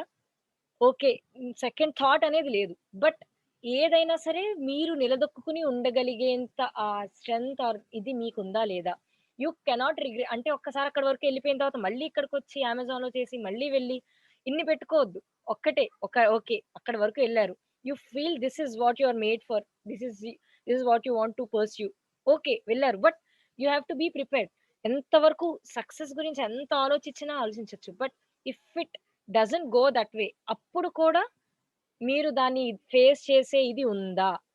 Can you still go head with it? ఇలాంటివన్నీ మీ పర్సనల్ గా మీరు you need to figure out on those things, you need to work out on those things. అలాగే అగైన్ మీ ఫ్యామిలీ మీ మీద డిపెండ్ అయ్యి ఉందా?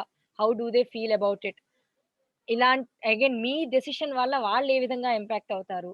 ఇలాంటివన్నిటి కూడా తీసుకుని దెన్ మీరు స్టెప్ తీసుకోవాల్సి ఉంటుందండి.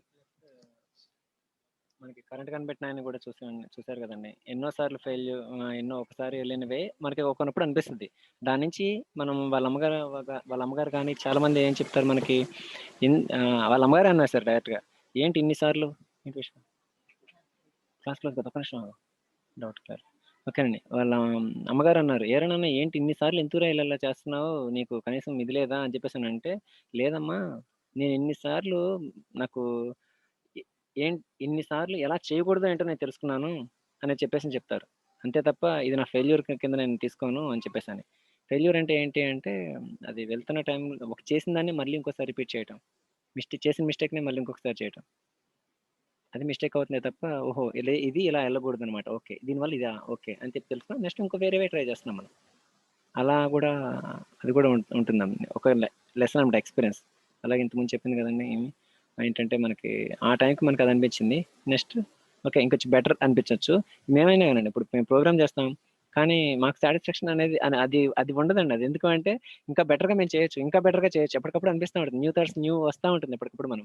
ఎందుకంటే ఈ సొసైటీలో తిరుగుతున్నాం కాబట్టి అది ఎప్పటికప్పుడు అది ఉంటా ఉంటుంది కాబట్టి ఎప్పుడు పెర్ఫార్మన్స్ ఇచ్చినా నన్నడిగితే చాలా మంది ఇప్పుడు అంటారు 6 Guinness book of world record సాధించినా గానీ నాకు మార్షల్ ఆర్ట్స్ నిజంగా నాకు నథింగ్ అంటే ఎందుకంటే అందుకని ఎవరైనా గానీ డెప్త్‌కెళ్ళే కొద్దికి మనం నథింగ్ అనిపిస్తా ఉంటది. ఎందుకంటే మనం ఏది చేయట్లేదు అన్న ఫీలింగ్ వచ్చేస్తుంది ఎవరికైనా గానీ.